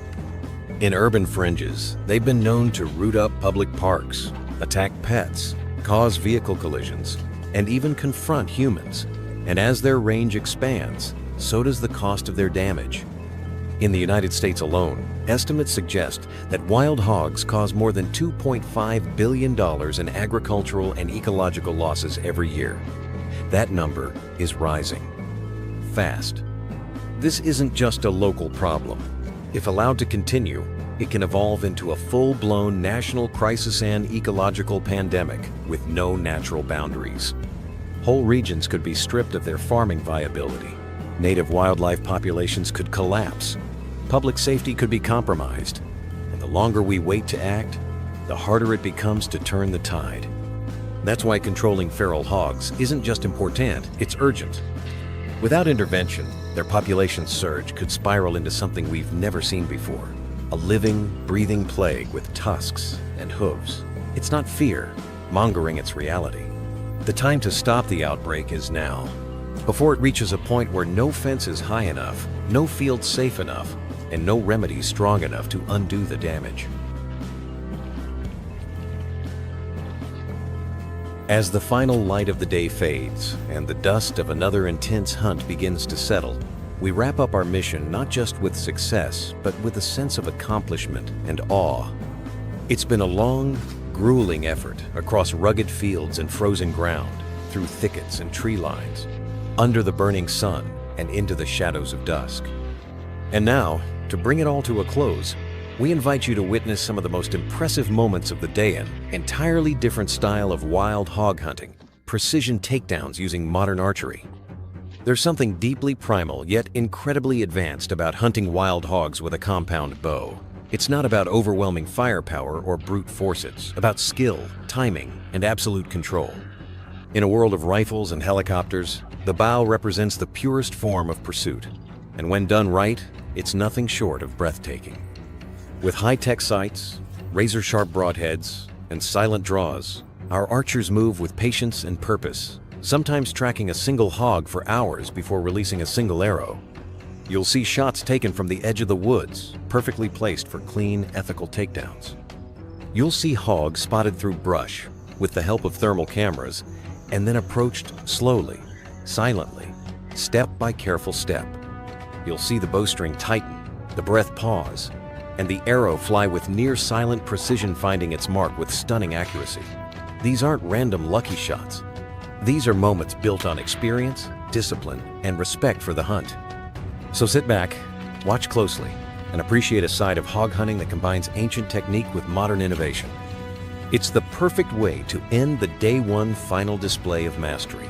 One final reminder that whether it's with rifle, trap, or bow, the mission remains the same: to protect the land, defend the farmers, and restore balance to a world increasingly overrun by a threat we can no longer afford to ignore.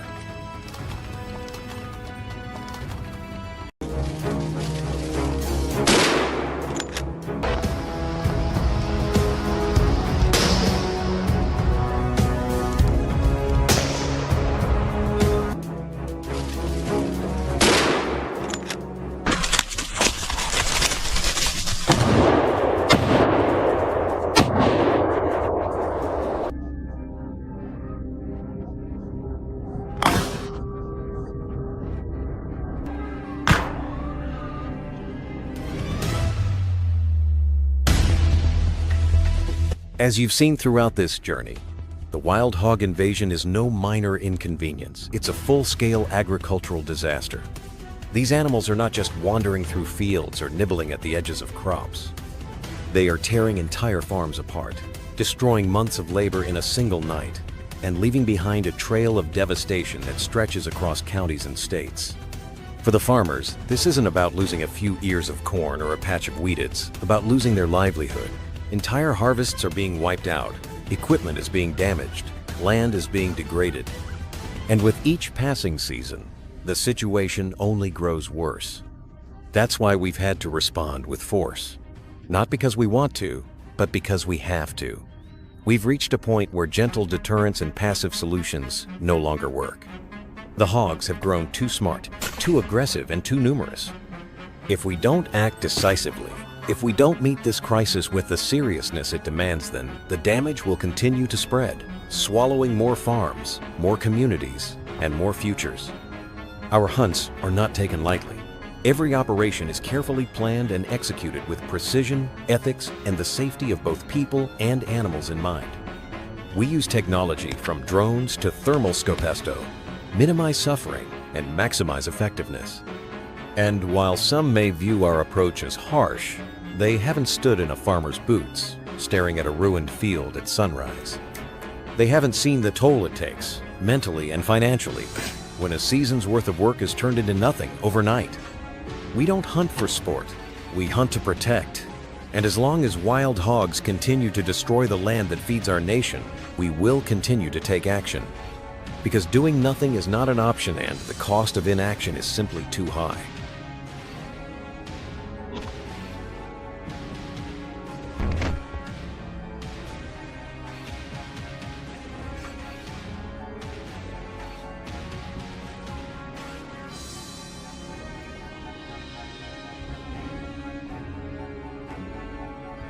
Right at the start of the hunt, we knew we were in for something big, literally.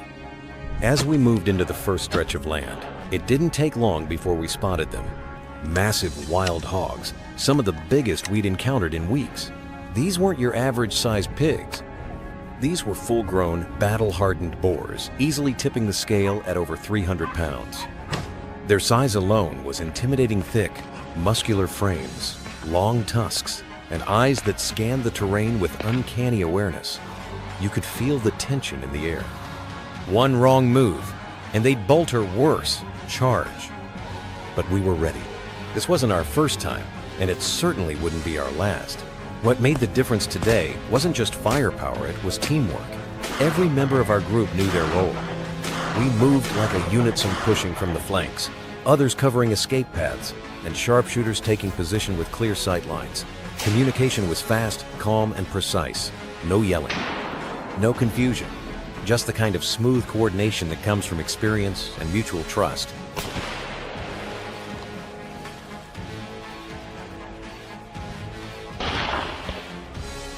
As the hogs began to shift and scatter, we struck with perfect timing.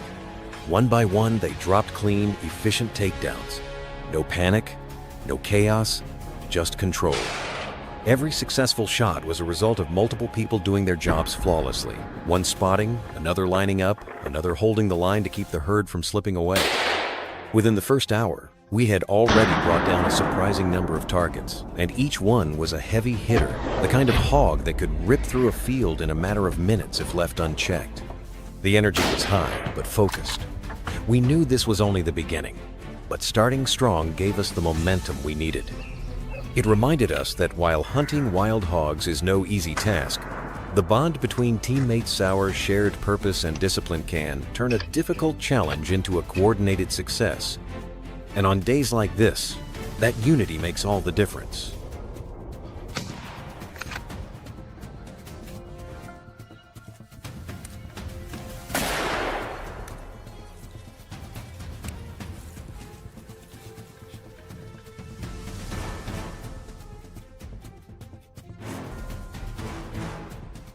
We don't hunt wild hogs out of thrill or personal passion.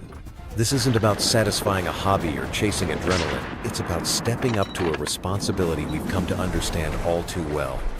For us, hunting these animals is a duty rooted in the awareness of a much larger issue: the urgent need to protect our environment, our agricultural resources, and the delicate balance of local ecosystems. Wild hogs aren't just a nuisance, they're an ecological menace. Their presence causes a ripple effect across every layer of the landscape. They uproot native vegetation, destroy habitats, pollute waterways, and displace species that have lived in harmony for generations. The damage goes far beyond torn-up fields and trampled crops.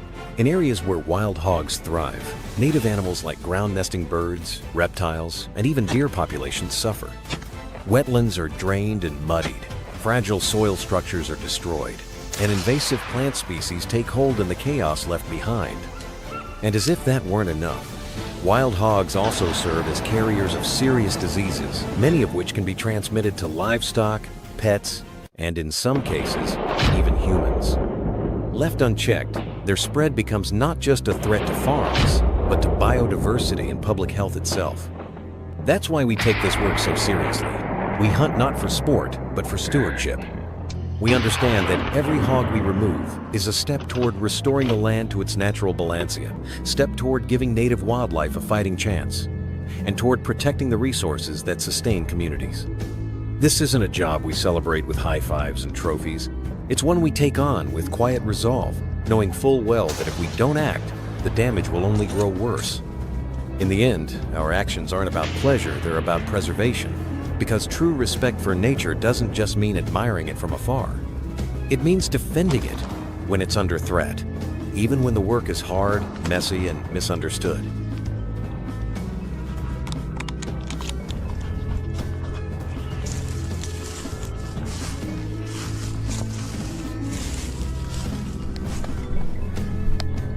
No matter how many obstacles we face, how much sweat we shed, how many hours we spend trudging through thick brush, soaked in mud and exhaustion, we never back down. Hunting wild hogs isn't a clean or easy job.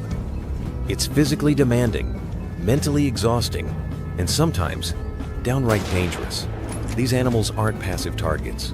They're aggressive, intelligent, and when cornered, they fight back. We've had hunters knocked off their feet, slashed by tusks, and left bruised and bloodied. Some days, the price we pay out here is more than just fatigue its injury. And yet, through it all, we press on. Because this mission is bigger than our own comfort. We're not doing this for trophies or recognition. We do it for the land, for the people who depend on it, and for the ecosystems being torn apart by the unchecked spread of wild hogs. When you've seen the damage they cause with your own eyes, entire harvests lost overnight, fences ripped open, native wildlife driven into retreat, you understand that this is a fight worth bleeding for. Every step we take through sweltering heat or freezing wind, every long night spent tracking under moonlight, every close call we endure it, all carries a purpose. There are moments of fear. Yes, moments when you hear the grunt of a charging boar, or catch a glimpse of movement too close for comfort. But fear doesn't stop us. It sharpens us. It reminds us what's at stake. And in those moments, we don't retreat. We tighten our grip, steady our breath, and do what we came here to do. Because giving up isn't an option. Not when farmers are counting on us. Not when the land itself is under siege. Our resolve is forged through hardship. And every scar tells a story of resistance, not defeat. We may come home tired, scraped, and sore, but we never come home defeated. Against wild hogs, we stand our ground. Always.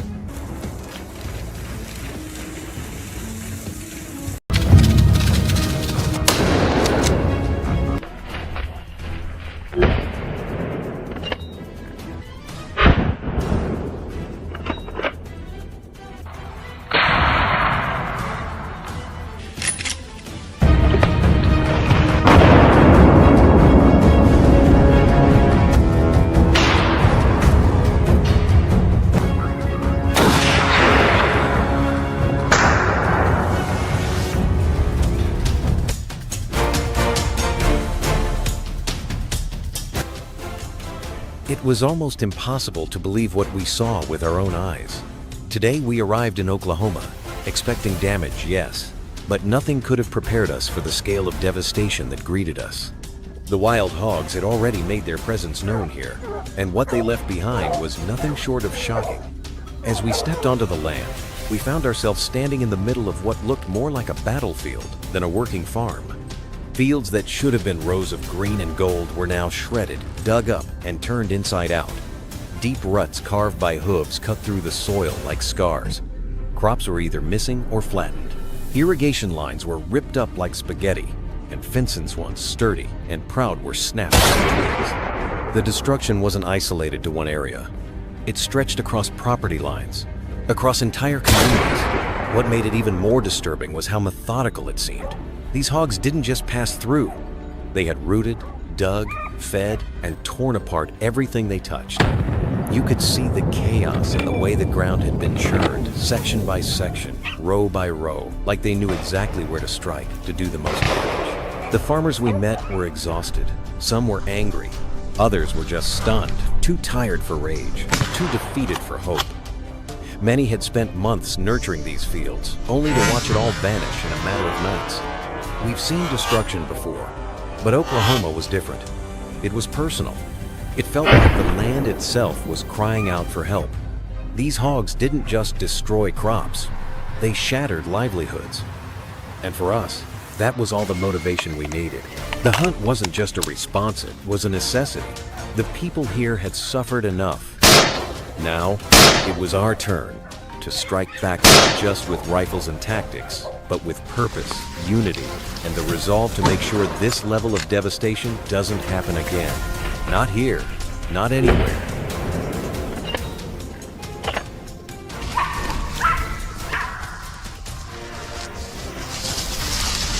We had barely arrived when the action began. As soon as we stepped onto the property, shaking the road dust from our gear and shaking our scopes, we spotted the massive wild hogs right there in the open, like they owned the place.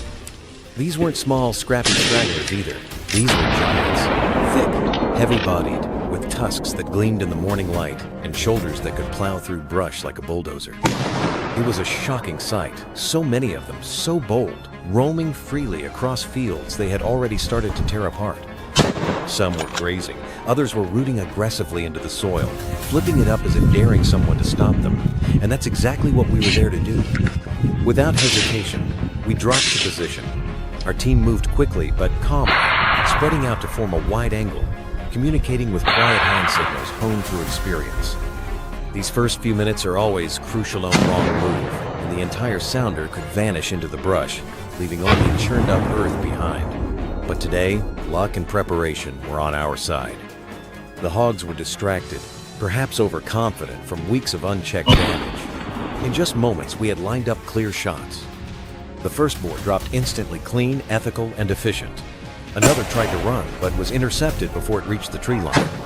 Within minutes, a handful of these destructive giants had been brought down. It was fast, precise, and deeply satisfying, not just in the thrill of the hunt, but in knowing we had immediately made an impact. Every hog taken out meant fewer crops destroyed, fewer fences wrecked, fewer nights of worry for the farmer who owned this land. That quick success set the tone for the rest of the day. We weren't just reacting to a problem, we were reclaiming ground, one clean shot at a time. And from the very first moment, it was clear we had come at the right time, and we were ready.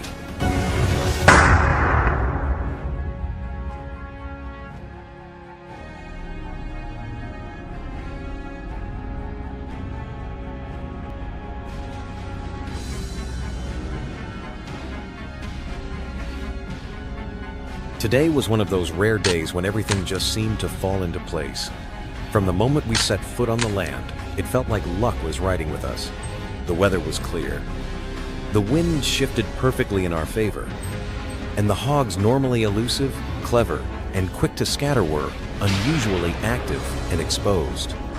We didn't have to wait long. Within the first hour, we made contact with a sizable sounder moving through the lower field near a line of scrub oak. They were busy rooting, distracted and unaware that we had already flanked them. With precise coordination, we moved into position, and just like that, the first takedowns began. Shot after shot, our team worked in sync, each hunter playing their role perfectly. It wasn't chaos, it was calculated, efficient, and remarkably smooth. As soon as one group was cleared, another cluster emerged just over the rise, giving us another opportunity to strike. It felt almost unreal. Usually, there's a lot of waiting, a lot of tracking, and plenty of frustration. But today, the hogs came right into our zones, and we responded with calm precision. Before midday, we had already downed more wild hogs than we typically do on a full hunt. It wasn't just our shooting that was sharp, it was everything. Our communication was clean, our gear worked flawlessly, and even the terrain, often a challenge in itself, seemed to open up paths exactly when we needed them. Every time we thought the run of success might slow down, another group of hogs appeared on the horizon, almost as if daring us to keep going. And we did, again and again. By the end of the day, the tally spoke for itself. We had made a serious dent in the local population, and every hog we removed was one less threat to the nearby farms. Days like this don't come often, but when they do, they remind us why we keep showing up, why we push through the tough hunts and long nights. Because sometimes, when everything aligns, we get to see what a truly successful operation looks like. And today was one of those days.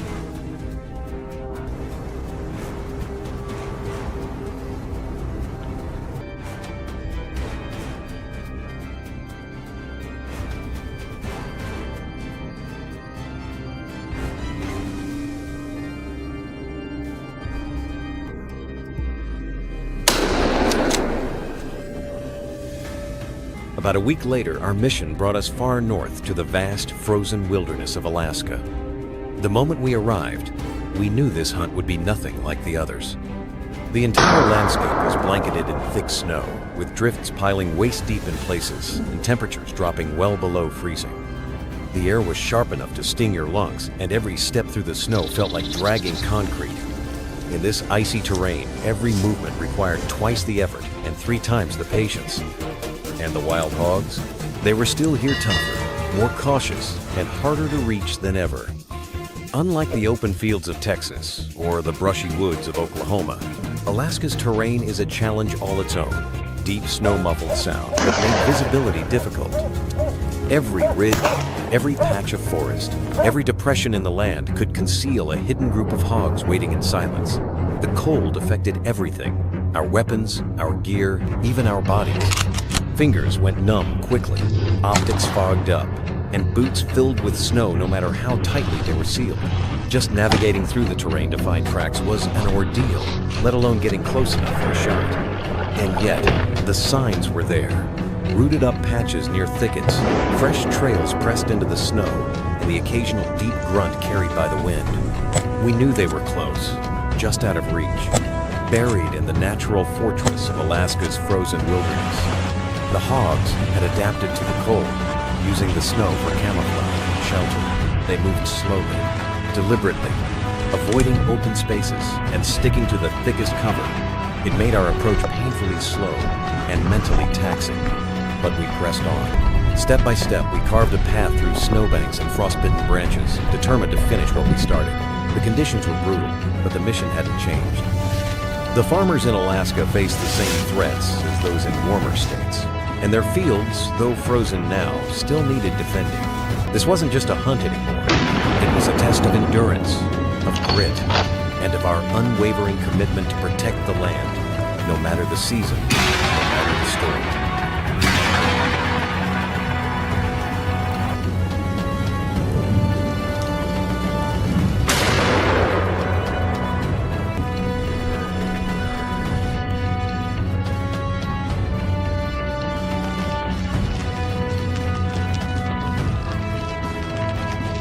After several grueling hunts across different terrains from the dry fields of Texas to the frozen wilderness of Alaska, finally reached a moment of reflection.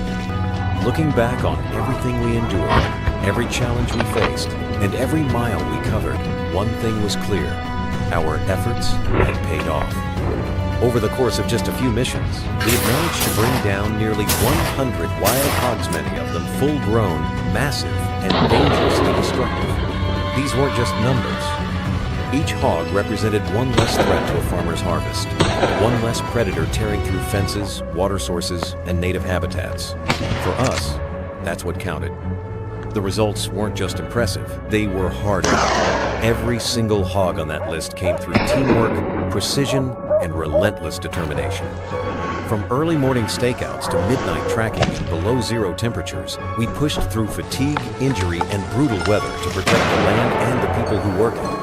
We hunted in blistering sun and blinding snow, through mud, ice, thickets, and wind. We moved silently through the dark with thermal scopes, coordinated complex drives with radios and drones, and adapted our tactics to each new environment. The total of nearly 100 hogs isn't just a statistic, it's a turning point.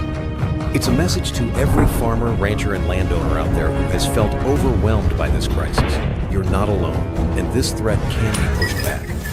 It also sends a message to the hogs themselves. Their days of unchallenged destruction are numbered. Of course, we know the work isn't finished. The problem is far from solved, and the population will continue to grow unless consistent effort is applied. But for now, we've taken a major step forward.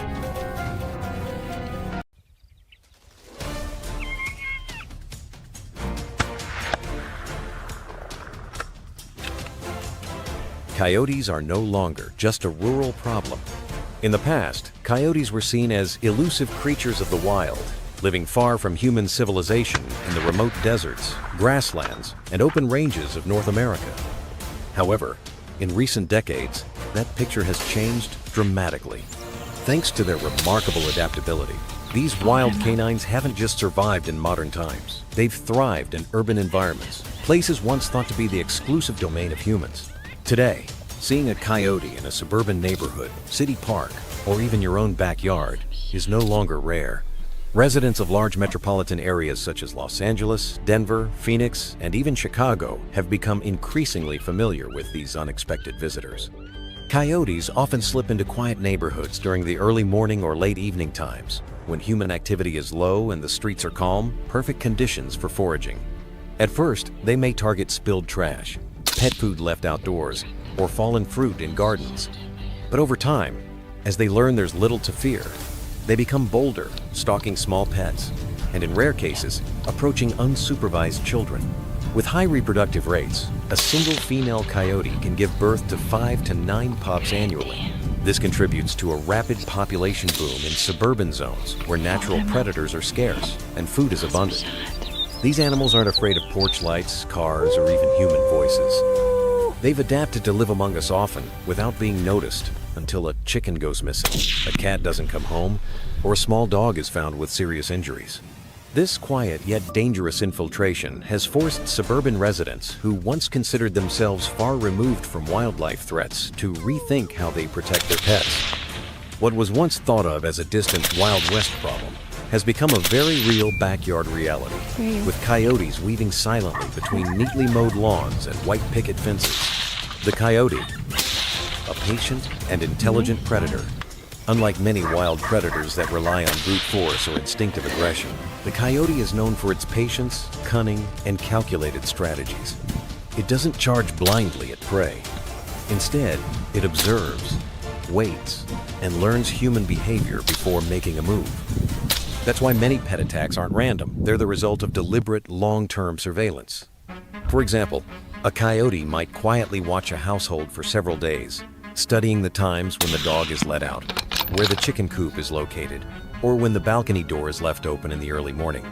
Once it knows the routine, it strikes at the perfect moment, often at dawn or dusk, when people are least alert.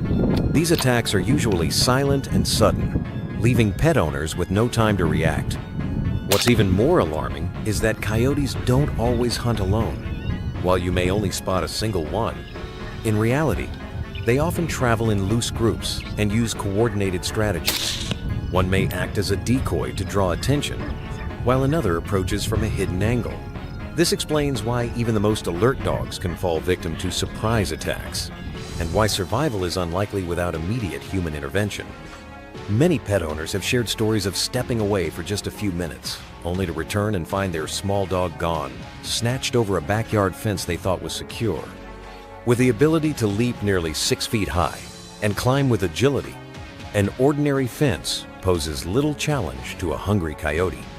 To make matters worse, leaving pet food outside, putting trash out overnight, or feeding pets outdoors turns your yard into an all-you-can-eat buffet for these opportunistic hunters. Stealthy, calculating, and decisive, the coyote isn't a reckless brute. It's a tactical predator with intelligence that rivals our expectations. And that's why defending pets from coyotes isn't just a matter of strength. It's a test of vigilance, planning, and smart prevention. A hidden threat to pets.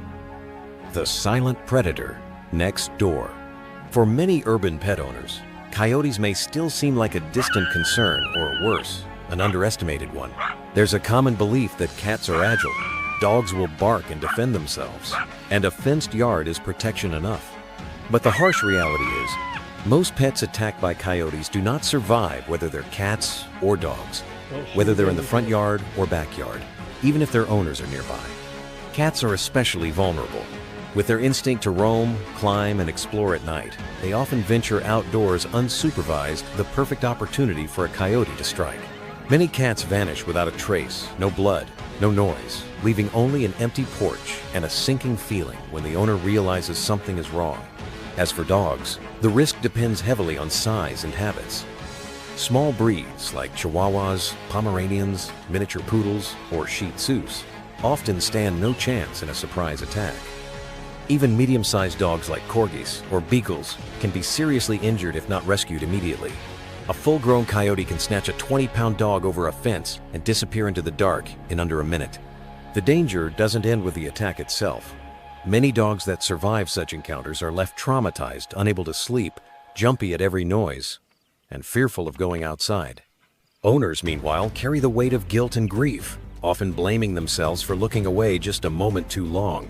It's a loss that can't be measured in dollars. It leaves a lasting emotional scar. In regions like California, Colorado, and Arizona, where coyotes are common, veterinary clinics regularly treat emergency cases involving pets mauled by coyotes. Wounds are often deep, jagged, and infected, sometimes involving internal damage. Even when pets survive, recovery can take weeks with expensive treatment and emotional stress for the whole family. The most common cause? Complacency. What seems like a secure yard to a human is often a hunting ground to a coyote. And once it's identified your home as a food source, repeat attacks are likely unless serious preventative steps are taken. How to protect pets from coyotes. As coyotes become increasingly bold and common in residential areas, waiting for local authorities to act is no longer enough. Each household, each pet owner is now the first and most critical line of defense. Taking proactive measures not only reduces risk, but also safeguards the emotional well-being of families who deeply care for their animal companions. The most important rule is simple: never let pets outside unsupervised at night. Dawn and dusk are peak activity times for coyotes. Don't shoot it till I tell you. Even opening the door for just a few minutes so your dog can go potty could be all the time a hidden predator needs to strike. If outdoor access is necessary, always use a short leash and stay close. Next, fortify fences and enclosures. A backyard fence should be at least 6 feet tall, ideally with an angled top or roller bar to prevent jumping.